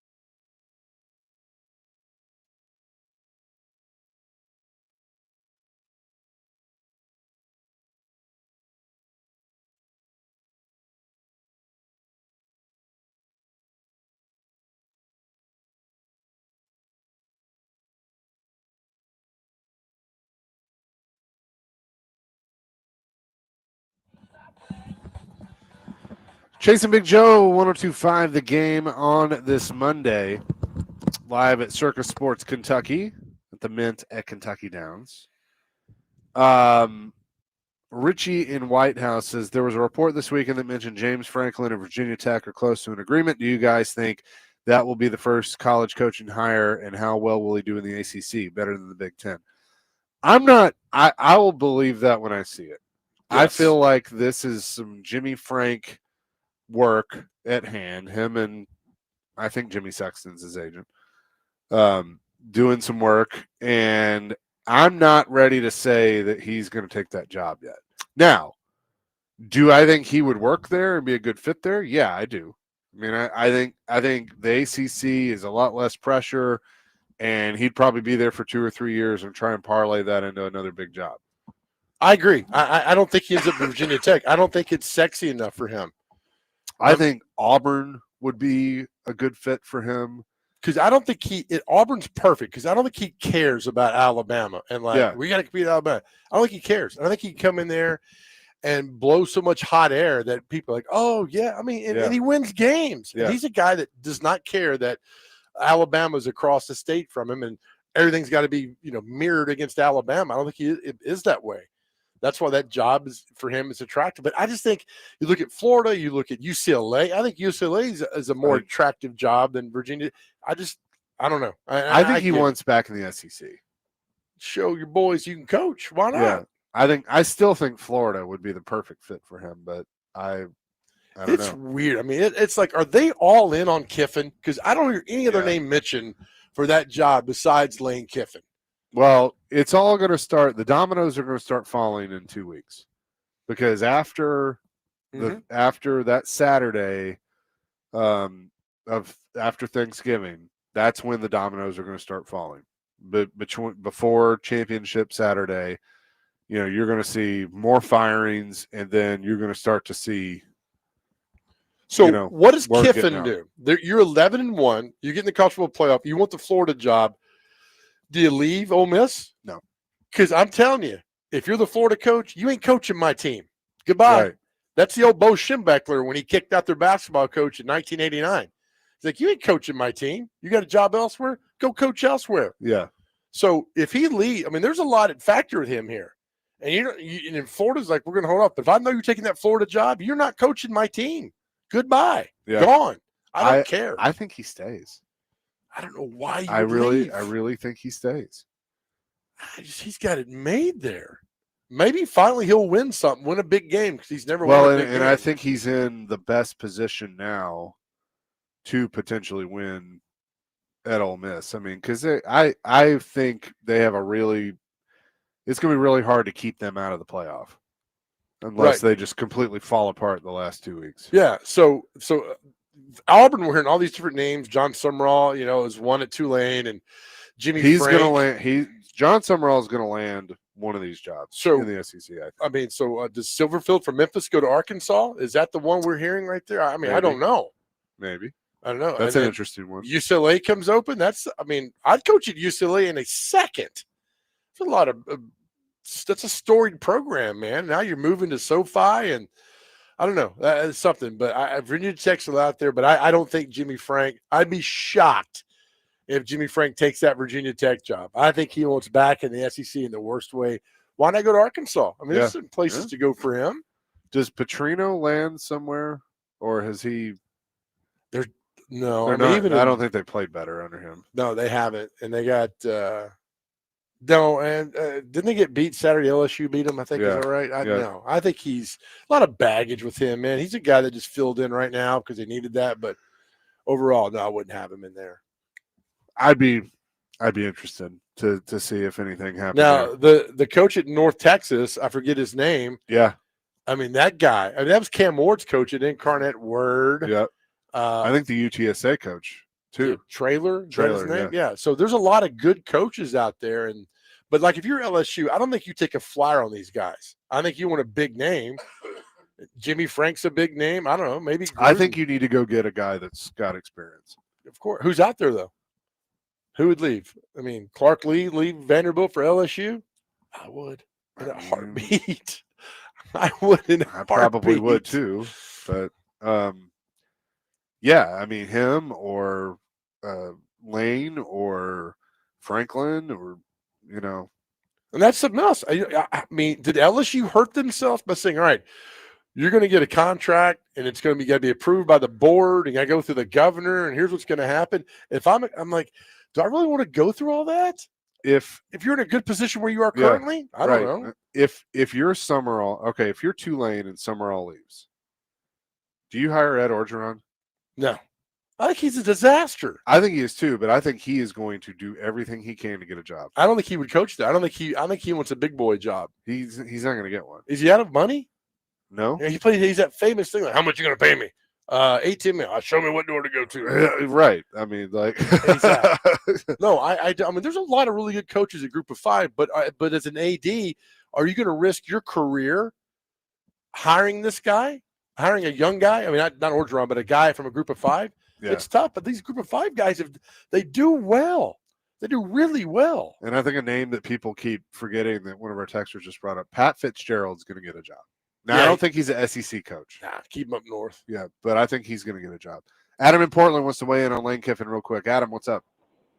Yeah, so pretty much all my family comes from Mississippi. I got a lot of cousins that graduate Ole Miss, and they love him, of course. And I'm like, well, we loved him too until he did us like he does people, which is that he is the least loyal coach ever. And I don't think he deserves to have golf balls or mustard bottles thrown at him, but there's a reason they did it. Like, he is not loyal to anybody. Like, he's just, I don't know. I don't see him staying, man. I would love to think that he's matured at some point in his life because I think he's a really good coach.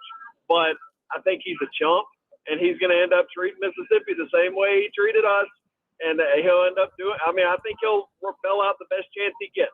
If there's any chance to inflate his ego and take a better job, which LSU is a monstrous job, then he'll probably take it. Or Florida. I don't know. I think he will leave Mississippi. Preach, man. He's never won a big game. He's never won a championship. Preach, brother, all day long.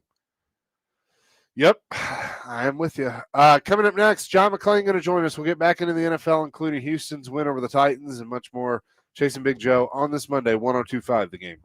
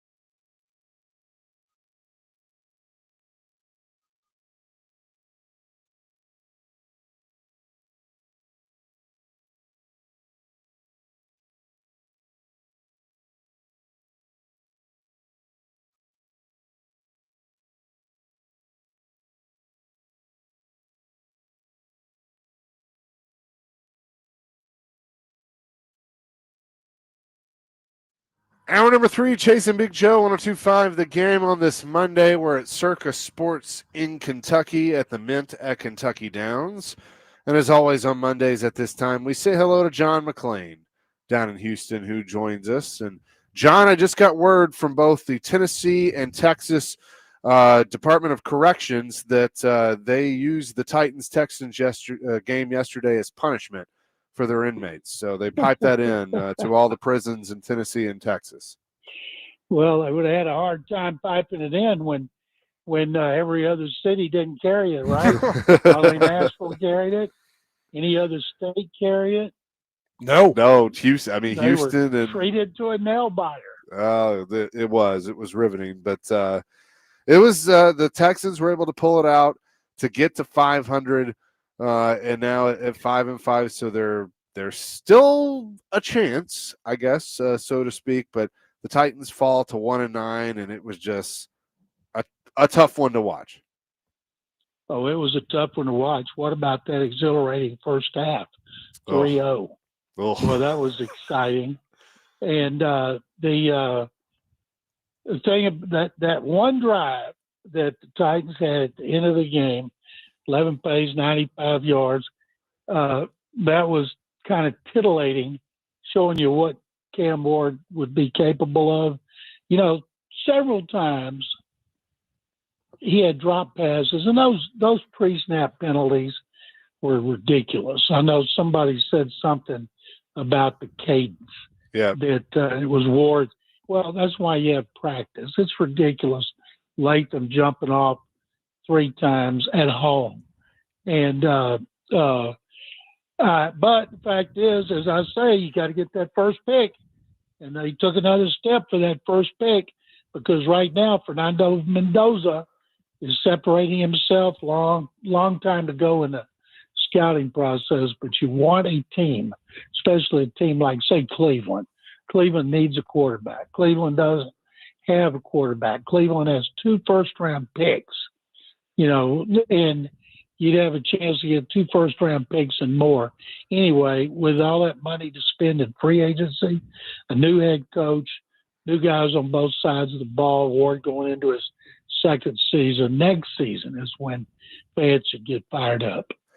Do you think there's going to be a sense with Titans fans that they're going to view what New England did this year, and who knows what that story is going to be when it's finished, but they spent a lot of money in free agency. They've built through the draft. They have the quarterback. They went and got the head coach. I feel like the Titans are a long way off from being able to pull that off, but I think people are going to look to New England as, oh, well, if they can do it, then my team can too. I remember after the 1998 season, the Rams were 4-12. Dick Vermeil was the head coach, and everybody said he's over the hill. And then when he lost his starting quarterback, Trent Green, in preseason, everybody wrote it off. Said, well, they'll compete for the first pick and hopefully be able to get a new quarterback since Trent Green's done. And then Kurt Warner stepped in, they won a Super Bowl. Now, I'm not saying that's going to happen to the Patriots. The Patriots, to me, are a year ahead of what everybody else thought. And so much of what's happened is you guys saw it when as an example, when the Titans went to the championship game after they upset the Ravens, and Derrick Henry went crazy. You know, Vrabel stepped into a great situation. The coach here is stepping into a situation where they'll have so much money to spend, but you got to spend it correctly. And you got to have the head coach and the GM on the same page. And that is the key. You've got to hire the right guy, and then you got to draft. Is there a chance that they could make a big improvement? Yeah, sure. Now, who does AFC South play next year? I haven't even paid any attention. That's a good question. Idea. Which NFC division they play. The Patriots play an incredibly easy schedule. Yes, they went to Buffalo and they won. That's impressive. Yes, they won in Tampa. Now Tampa's lost 2 in a row. But I think every bad team that has a quarterback is going to use the Patriots as an example. But, you know, Mike has done a great job, and culture is attitude, establishing a good attitude. They've been very fortunate that Stephon Diggs goes up there. Texans didn't want him back. And he played, I think he missed the last 8 games with a torn ACL. Then he went to New England. I'm thinking, okay, based on when he got hurt, he'll be ready probably a quarter into the season, may have to wait till midway point. And he's been there from the get-go, and he's been outstanding. Just an example of personnel decisions that have to be made correctly. So Titans got a long way to go to be able to do that, but it's possible to rebuild quickly if you've got the right coach and if you have the right quarterback. The NFC East, to answer your question. Well, right now, Cowboys are nothing special. Giants are nothing special. Washington's nothing special. Too bad couldn't have played the East this year. And, of course, the Eagles are the Eagles. So it's not like they're playing the NFC West like this season. Absolutely. John McClain's with us on the Chase and Big Joe. So, John, we throw all these names out there. Is there one name that you like for this Titans job? Because we talk about Art Smith, Matt Nagy. I'm a big fan of Robert Saleh. Is there one name that you think could come here and really have a positive impact on this franchise? I think they need an offensive coach who is a proven play caller if he's going to call the plays, and he probably would. And if he's been a head coach, that'd be great, no matter what level. And I would look to see people who came from Green Bay and at Kansas City. And both those organizations do a tremendous job. All these reports about Matt LaFleur. Yeah. That Matt LaFleur and Brian Gutekunst have 1 year left on their contract, and they have not been extended by head policy, the new president of the Packers. Now, there's no way he's going to let them get away, but it's going to be constant speculation. What if the Packers end up not making the playoffs? What if Matt LaFleur's tired of being up there? So say Matt got fired. Matt, if he's fired in the morning, would have a job by lunch. If he's fired in the afternoon, he'd have a job by dinner. All of a sudden, he'd be Andy Reid. And so you don't know. But to me, Joe, it's got to be a guy with an offensive background who has a history of coaching quarterbacks. And because Cam Ward development, as you know, is imperative. Oh, absolutely. With all that, we're talking to John McClain here on the Chase and Big Joe show. So, John, you look at yesterday, the Titans fall to 1-9. We're insulated here in the bubble. We know it's not a bad look and everything. When you look at it from your view down in Houston at this franchise, is it as bad as it seems for us here in Nashville? What's the reaction do you have when you look at this football team from where you are? Well, it's bad right now, and for the reasons we just mentioned. If they get that top pick, and maybe they get the second pick, and there's another quarterback that steps up between now and the draft, and that's going to happen because still so many teams are desperate for quarterbacks, but you want one that has 2 number 1 picks to be desperate, like the Browns. And having all that money, the problem is people aren't sure of the setup. And I tell them, well, Boghazi's the GM. And from what I've heard over there, from people I know, they've been very impressed with Boghazi, the way he's gone about his business. Now, Chad Brinker, will he be somebody who listens to Boghazi and says, okay, you want to hire Arthur Smith? I might like, you mentioned Matt Nagy. Well, I think Matt Nagy would be good. But you're the GM. If that's who you want to hire, we'll take it to Amy and she'll sign off on it. And but you just don't know the dynamic. But based on what I've heard, I would trust Mike Boghazi to do the right thing. And with the potential draft capital, the money to spend this year and next year, Patriots still got a lot of money to spend. They'll probably be a Super Bowl favorite next year, unless everybody makes the Chiefs a favorite again. And as I've told you before, because of everything there, you don't need a stadium, you don't need a facility, you don't need anything but to perform on the field, and they haven't done that, and that's why they're in a desperate situation. He is John McClain. We'll have more with him coming up next here on Chasing Big Joe, 102.5 The Game.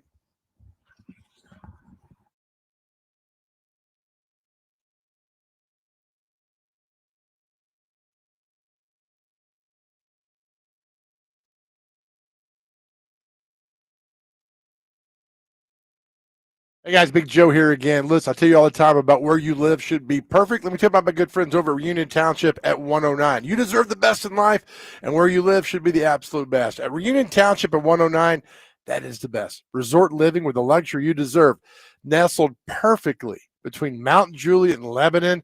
I can't wait for you to see this property. Reunion Township at 109 has 1, 2, and 3 spacious bedroom apartment homes complete with attached garages. Yes, no more starting your car in the cold or in the rain. You have a private attached garage. State-of-the-art living and everything you need and amenities out of the world.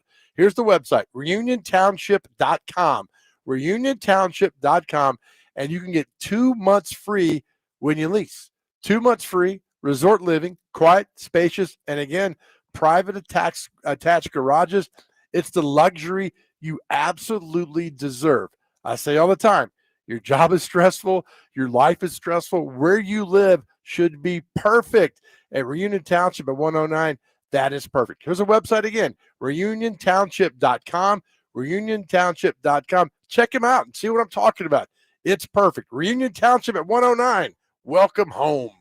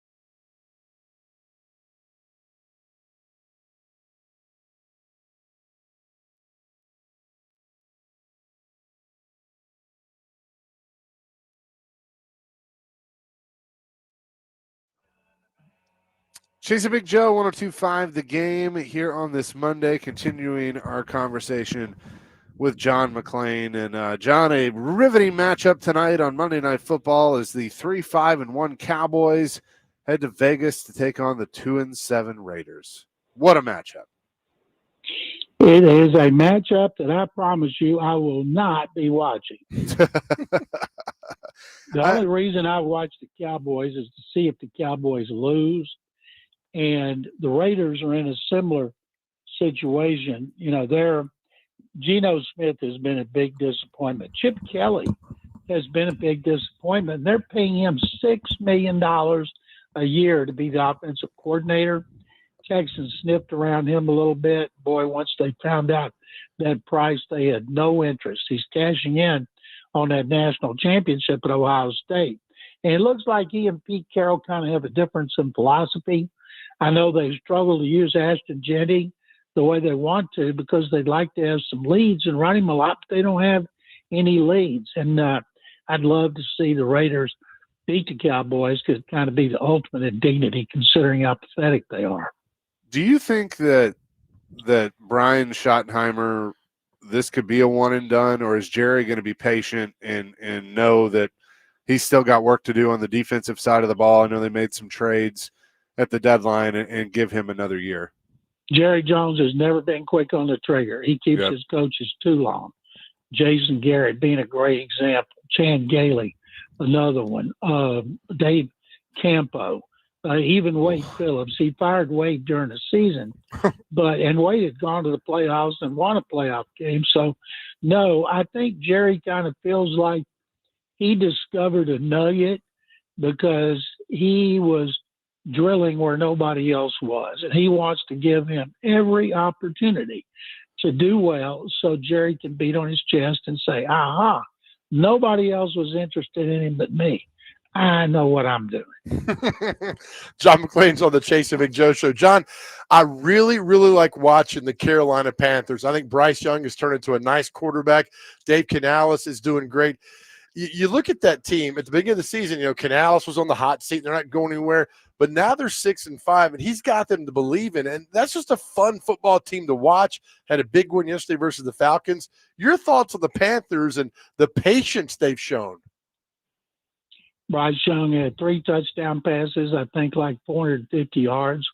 And they're on national TV and this next week, and you're like thinking, oh, my God, why would you want the Panthers? Panthers have a winning record.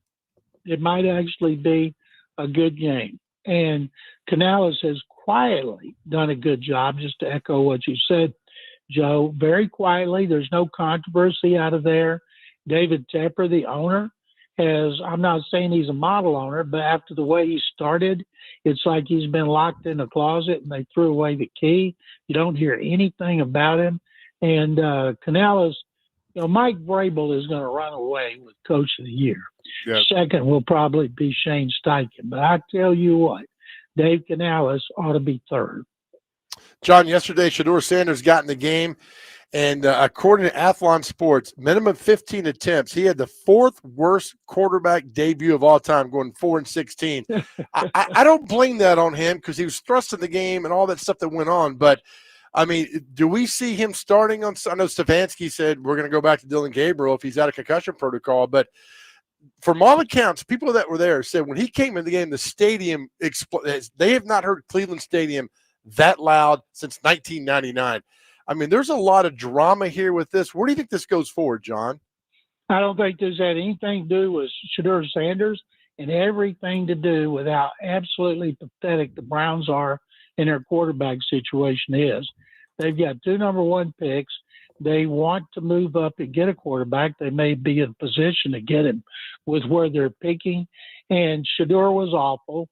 But everybody says, well, you didn't get to practice with the first team. Well, a lot of backups come in a situation that don't look as bad as he did. Now they won't have any excuses. There's so many people who are dying for Shedeur Sanders to be good. A lot of broadcasters can't wait for him to do something good because they go, that's why he should have been a first pick. No way he ever should have been picked behind Dylan Gabriel. But there's a reason that he's not playing. Do the Browns actually think, with Stefanski's job on the line, that Stefanski would not play the quarterback that he believes gives them the best chance of winning? There's a reason Gabriel was picked in the 3rd round and Shedeur Sanders wasn't. It'd be a great story if he plays well. No 3rd-round quarterback's ever gotten the attention that he has. Absolutely. By the way, the worst debut ever, Mike Machurik. in 1984 for the Detroit Lions was 6 of 21, 3 interceptions, and a 1.6 quarterback rating back in the day. Wow. Yep. All right. John McClain is with us on the Chasing Big Joe show. When you look at the NFC, how much of a believer are you in the Rams? I am. That's my team now. I was Detroit Buffalo before the season. Detroit's like a seesaw, up and down. And although they were the victim of a terrible pass interference call last night, not that they would have won the game anyway, I always agree with Bill Belichick, always. Every year he went to the NFL spring meetings and he said, make every play reviewable, but it will not make the game longer because coaches don't have any more challenges. Right. And that way coaches would save a challenge for fourth quarter or late in the game, and I think pass interference should be reviewable. But anyway, the Rams, the MVP is going to be Matthew Stafford, not Drake May, even though the media up in Boston is doing everything they can to help May get the MVP. Rams play in a much tougher division, and Stafford has been magnificent. Now, he may have to go to Philadelphia. Philadelphia's already beaten them. May have to go back there for a playoff game like last year when they were in the snow and the cold, and they almost beat the Eagles. But right now, the NFC, my pick is the Rams over the Eagles because of the quarterbacks. Yeah, I would agree with that right now. What's crazy is when you look at the AFC and the division leaders, I don't think anybody had any of these teams, New England, Pittsburgh, Indianapolis, Denver, as being the division leaders at this point in the season. The West, we all thought the Chiefs, they may not even make the playoffs right now. The Colts have been I think a big shocker in the league. You know, the North is pretty jumbled up, and then the Patriots, as you said earlier, are maybe a year ahead of where we all thought. But that's what's kind of made this year fun in the NFL, in my opinion. I can't remember how many years it is that there's been a worst first. Would that be the Bears? The Bears' schedule's about to get a whole lot tougher. Yeah. And when I look at the AFC, I'm still sticking with Buffalo. You know, they benched their number 2 receiver because he didn't show up at a meeting, and they only scored 44 points.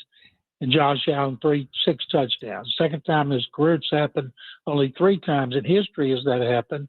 The Texans' next 3 games, I'll be better educated to answer the question you just asked me, Chase, because you said these teams in first place. The Texans play the Bills here, then they go to Indy, then they go to Kansas City.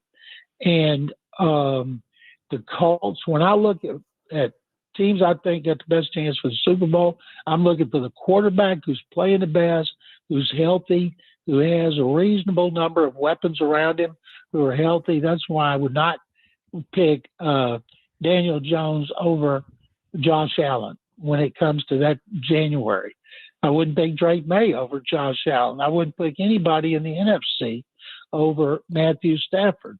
You know, the Eagles keep doing it with defense. They're smart. They're a defending champion, but their offense looks more like the toilet bowl in the Super Bowl. And that's why, do any of us actually believe Pittsburgh is going to win that division over Baltimore? I don't think so. Ravens are on a roll. They didn't play well yesterday. They usually don't play well offensively against Cleveland, but they still won. They're going to win that division, and nobody's going to want to play them in the playoffs. Just like if the Chiefs sneak in as a wild card team and you have to host them, nobody's going to want to play them.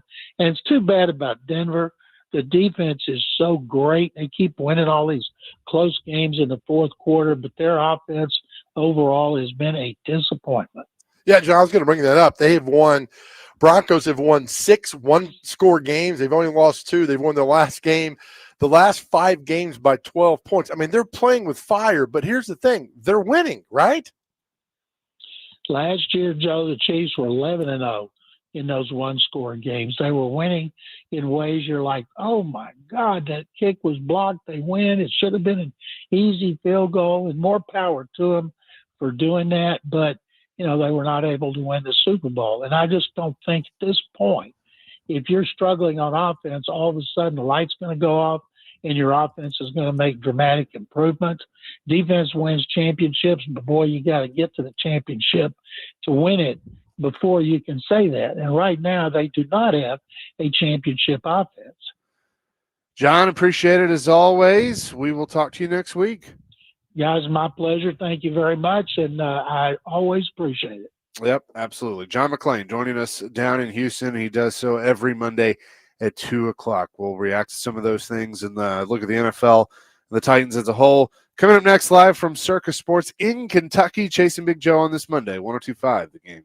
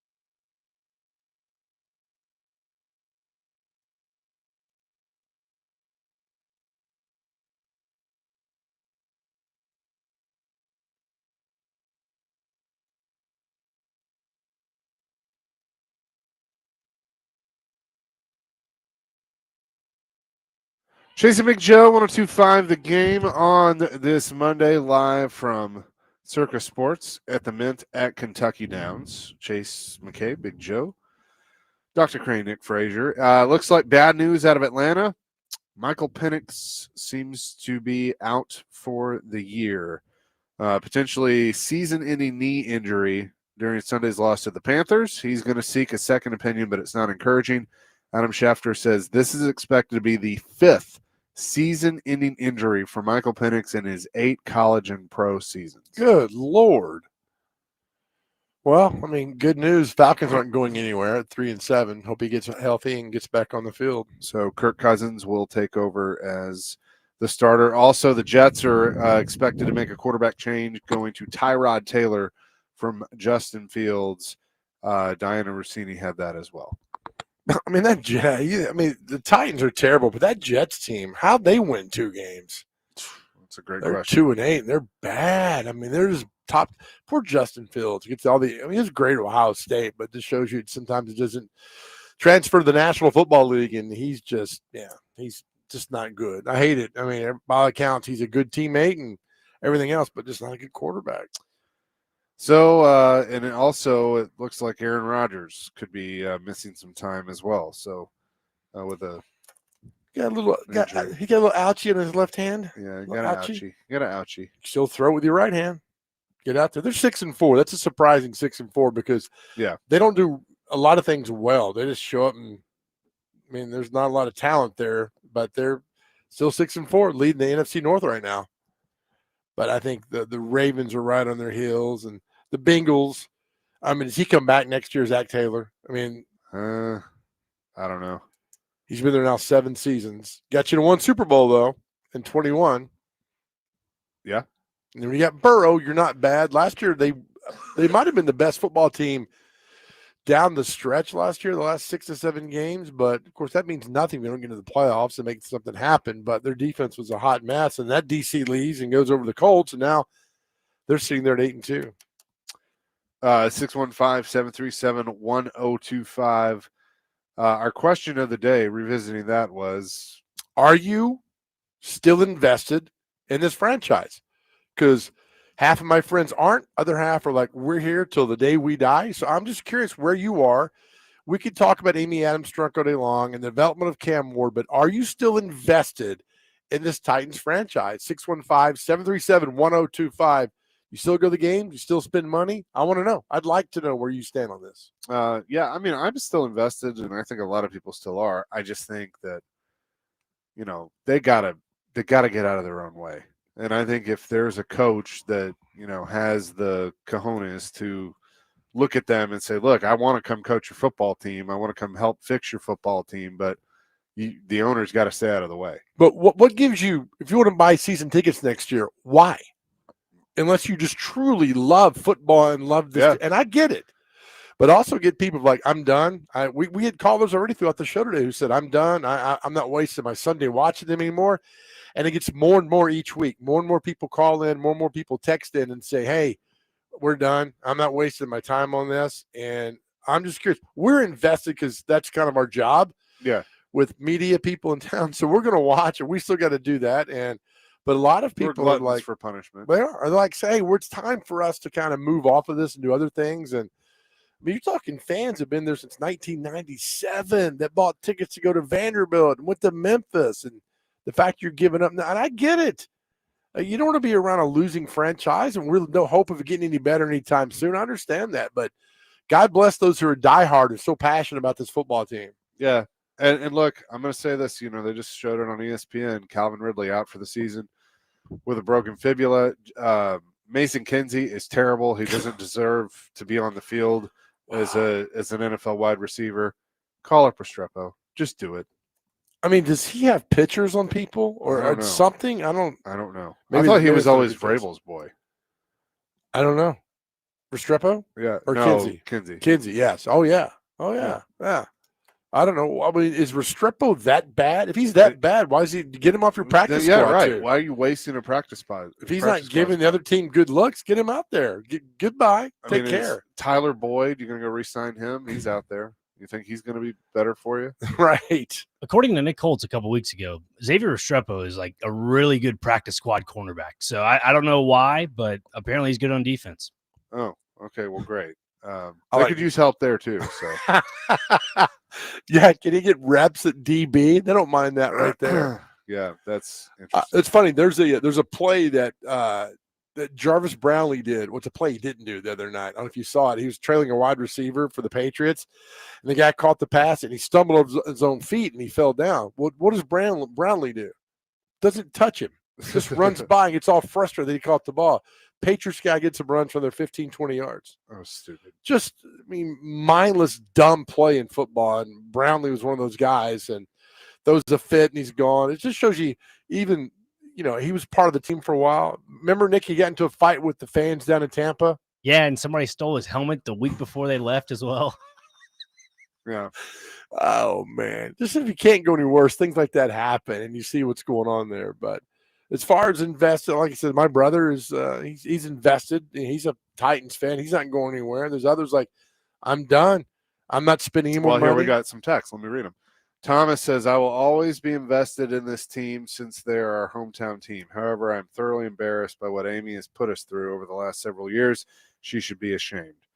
3334, I'm still invested long term, but this season is over. 8720, did y'all no? That's about Ole Miss. Yeah, Lane Kiffin's not coming here either, so let's just yeah. Kevin says, as an Oilers fan in the late 70s and 80s and lived there in Clarksville when they moved to Tennessee, yes, I will always root and support the Titans. It's good. Yeah. 2518, heck no, I won't spend a dime on them. Don't care anymore. I'm switching to another loser team like the Jets. They have 2 wins. Randy said, if you get Amy out of the way, then you have to deal with Brinker. If he's Amy's mouthpiece and he speaks for her, the new coaching candidate needs to figure out how to get rid of him. That's what I'm saying. Part of getting out of the way is getting rid of Brinker. True. Jeremy in Clarksville says, what do you consider invested in the franchise? Yes, I'm still a fan, but I'm done with this season. I'll start watching next season, but I'm half paying attention this season. It makes me not invest in them. So yeah, you could be mentally invested in them. You could also be financially invested in them. And so they both go hand in hand. But I get it. Again, I told you yesterday, I texted Chase and Ricky in our group. I was like, I got to sit outside. I don't need to watch this anymore. And I went outside for 15 minutes. But you get drawn back because, like, all right, what do they do now? What happened? And so it's just, it's crazy, man. Let's go to Steve, who wants to weigh in on the Titans. Steve, what's up?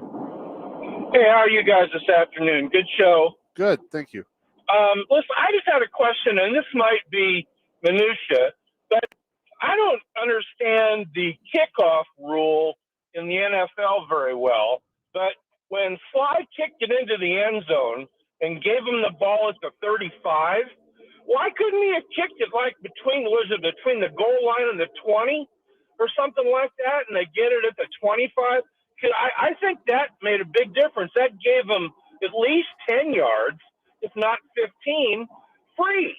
Yeah. And that made it a lot shorter for that field goal. So especially on that third down, that guy made that unbelievable catch. But anyway, can you explain that to me? And if he could have done a better job kicking it off into the landing area or whatever they call it?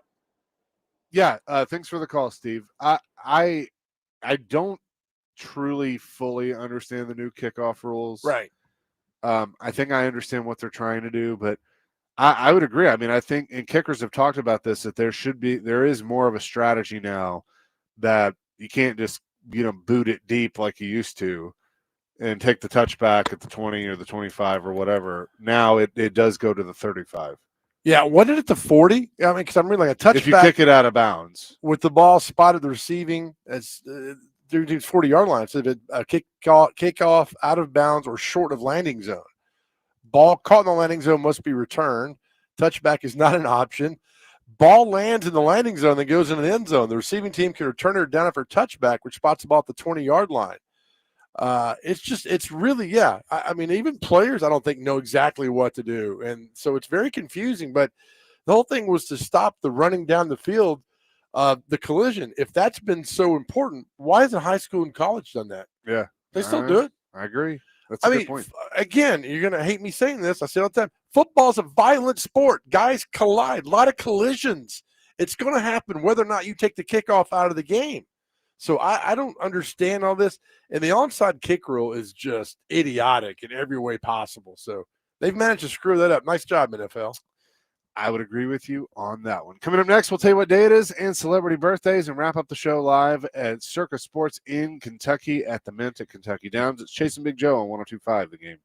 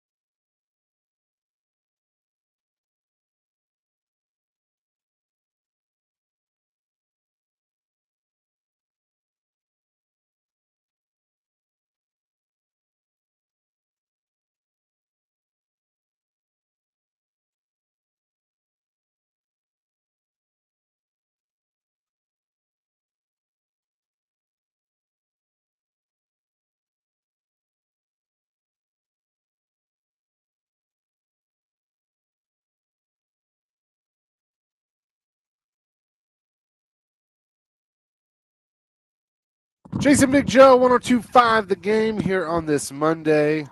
We're at Circus Sports in Kentucky. DVD coming your way here in just a few minutes. Mondays were made for Macero. Big screens, bold flavors, and all the football action from queso to kickoffs. This is how Macero does game night. Macero football Mondays in 12 South. Don't miss a snap. The Cowboys and the Raiders coming up tonight. You can actually hear that on 102.5 The Game after the Commodore Hour, starting at 7 o'clock. With that, let's get to what day is it and celebrity birthdays. All right. First on the list, we have National Baklava Day. Delicious. It's a Greek delicacy. Indeed. National Butter Day is today. Like butter. Homemade Bread Day. Make that easy. Not too shabby. Electric Greeting Card Day. Didn't know that was a thing. Lazy. International Happy Ghost Day. Not a Nice. ghost, but a ghost. It looks like a drink. I don't know. International Students Day is today. Nice. National Take a Hike Day. National Farm a Joke Day. That we want Amy Adams Strunk to take a hike, but here we are. What, farm a joke? Yeah, it says National Farm. Oh, there's no A in there. Just Farm Joke Day. Sorry, my bad. Completely different sentences. If I just Yeah, that can really change things. That's how English works. National Unfriend Day. It's probably what a lot of people want to do with Daily. Let's see. Little Mermaid Day, Disney favorite. World Peace Day and World Prematurity Day. So, All preemie right. babies. Thank you, buddy. Time for celebrity birthdays. This segment sponsored by Possibly You, together at CromwellMedia.com. All right, Chase McCabe, you'll start off first today. How old, now you got to get these within 2 years, how old is Martin Scorsese, the great director? 81. 83. 83, exactly. Good job, Dr. Crane. Out of the gates, roaring. All right, Dr. Crane, you to go now. How old is Danny DeVito? 74. 76. 81. Wow. Dr. Crane, you get to go now. How old is Lorne Michaels, Saturday Night Live producer? Lorne Michaels. 63. 80. 81. Jump the gun there too, Dr. Crane. So Chase gets to go now. Chase, how old? Oh, Chase, you should get this one. How old is RuPaul?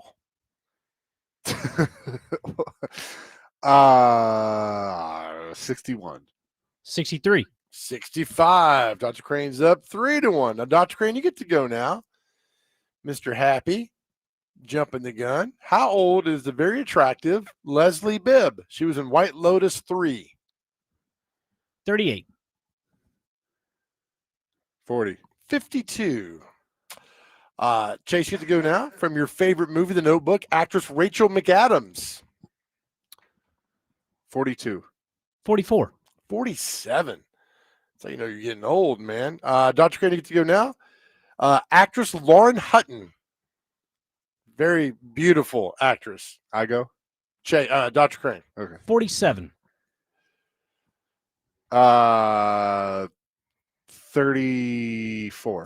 82. Nice. Chase gets to go. Actor Stephen Root, best known as Milton in Office Space, also King of the Hill, News Radio. Yep. He was on something else. Oh, too. Brother, Where Art Thou? 62. 63. 74. He's also a Florida graduate. Dr. Crane, you get to go now. Actress Mary Elizabeth Mastrantonio. She was in Scarface and also The Abyss. 61. 68. 67. Chase for pulling that one out of the far reaches. 3-2, Dr. Crane. Dr. Crane, you get to go now. How old is actress model Daisy Fuentes, who's married to Richard Marx? 59. 63. 59 exactly. Nice guess there. Well done on that. Let's see one more here. Oh, Chase, you get to go now. Guitar player Isaac Hansen of Hanson. 37. 42. 45. All right, Dr. Crane, you get to go. Elvin Hayes, NBA legend.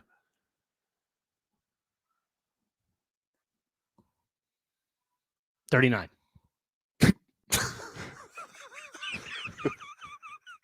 I didn't know if it was me or Chase. I just plowed one out there. You.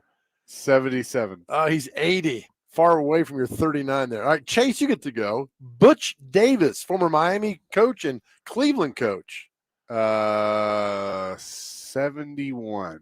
73. 74. Dr. Crane's up 6-2. Dr. Crane, you get to go now. Reggie Wayne. 56.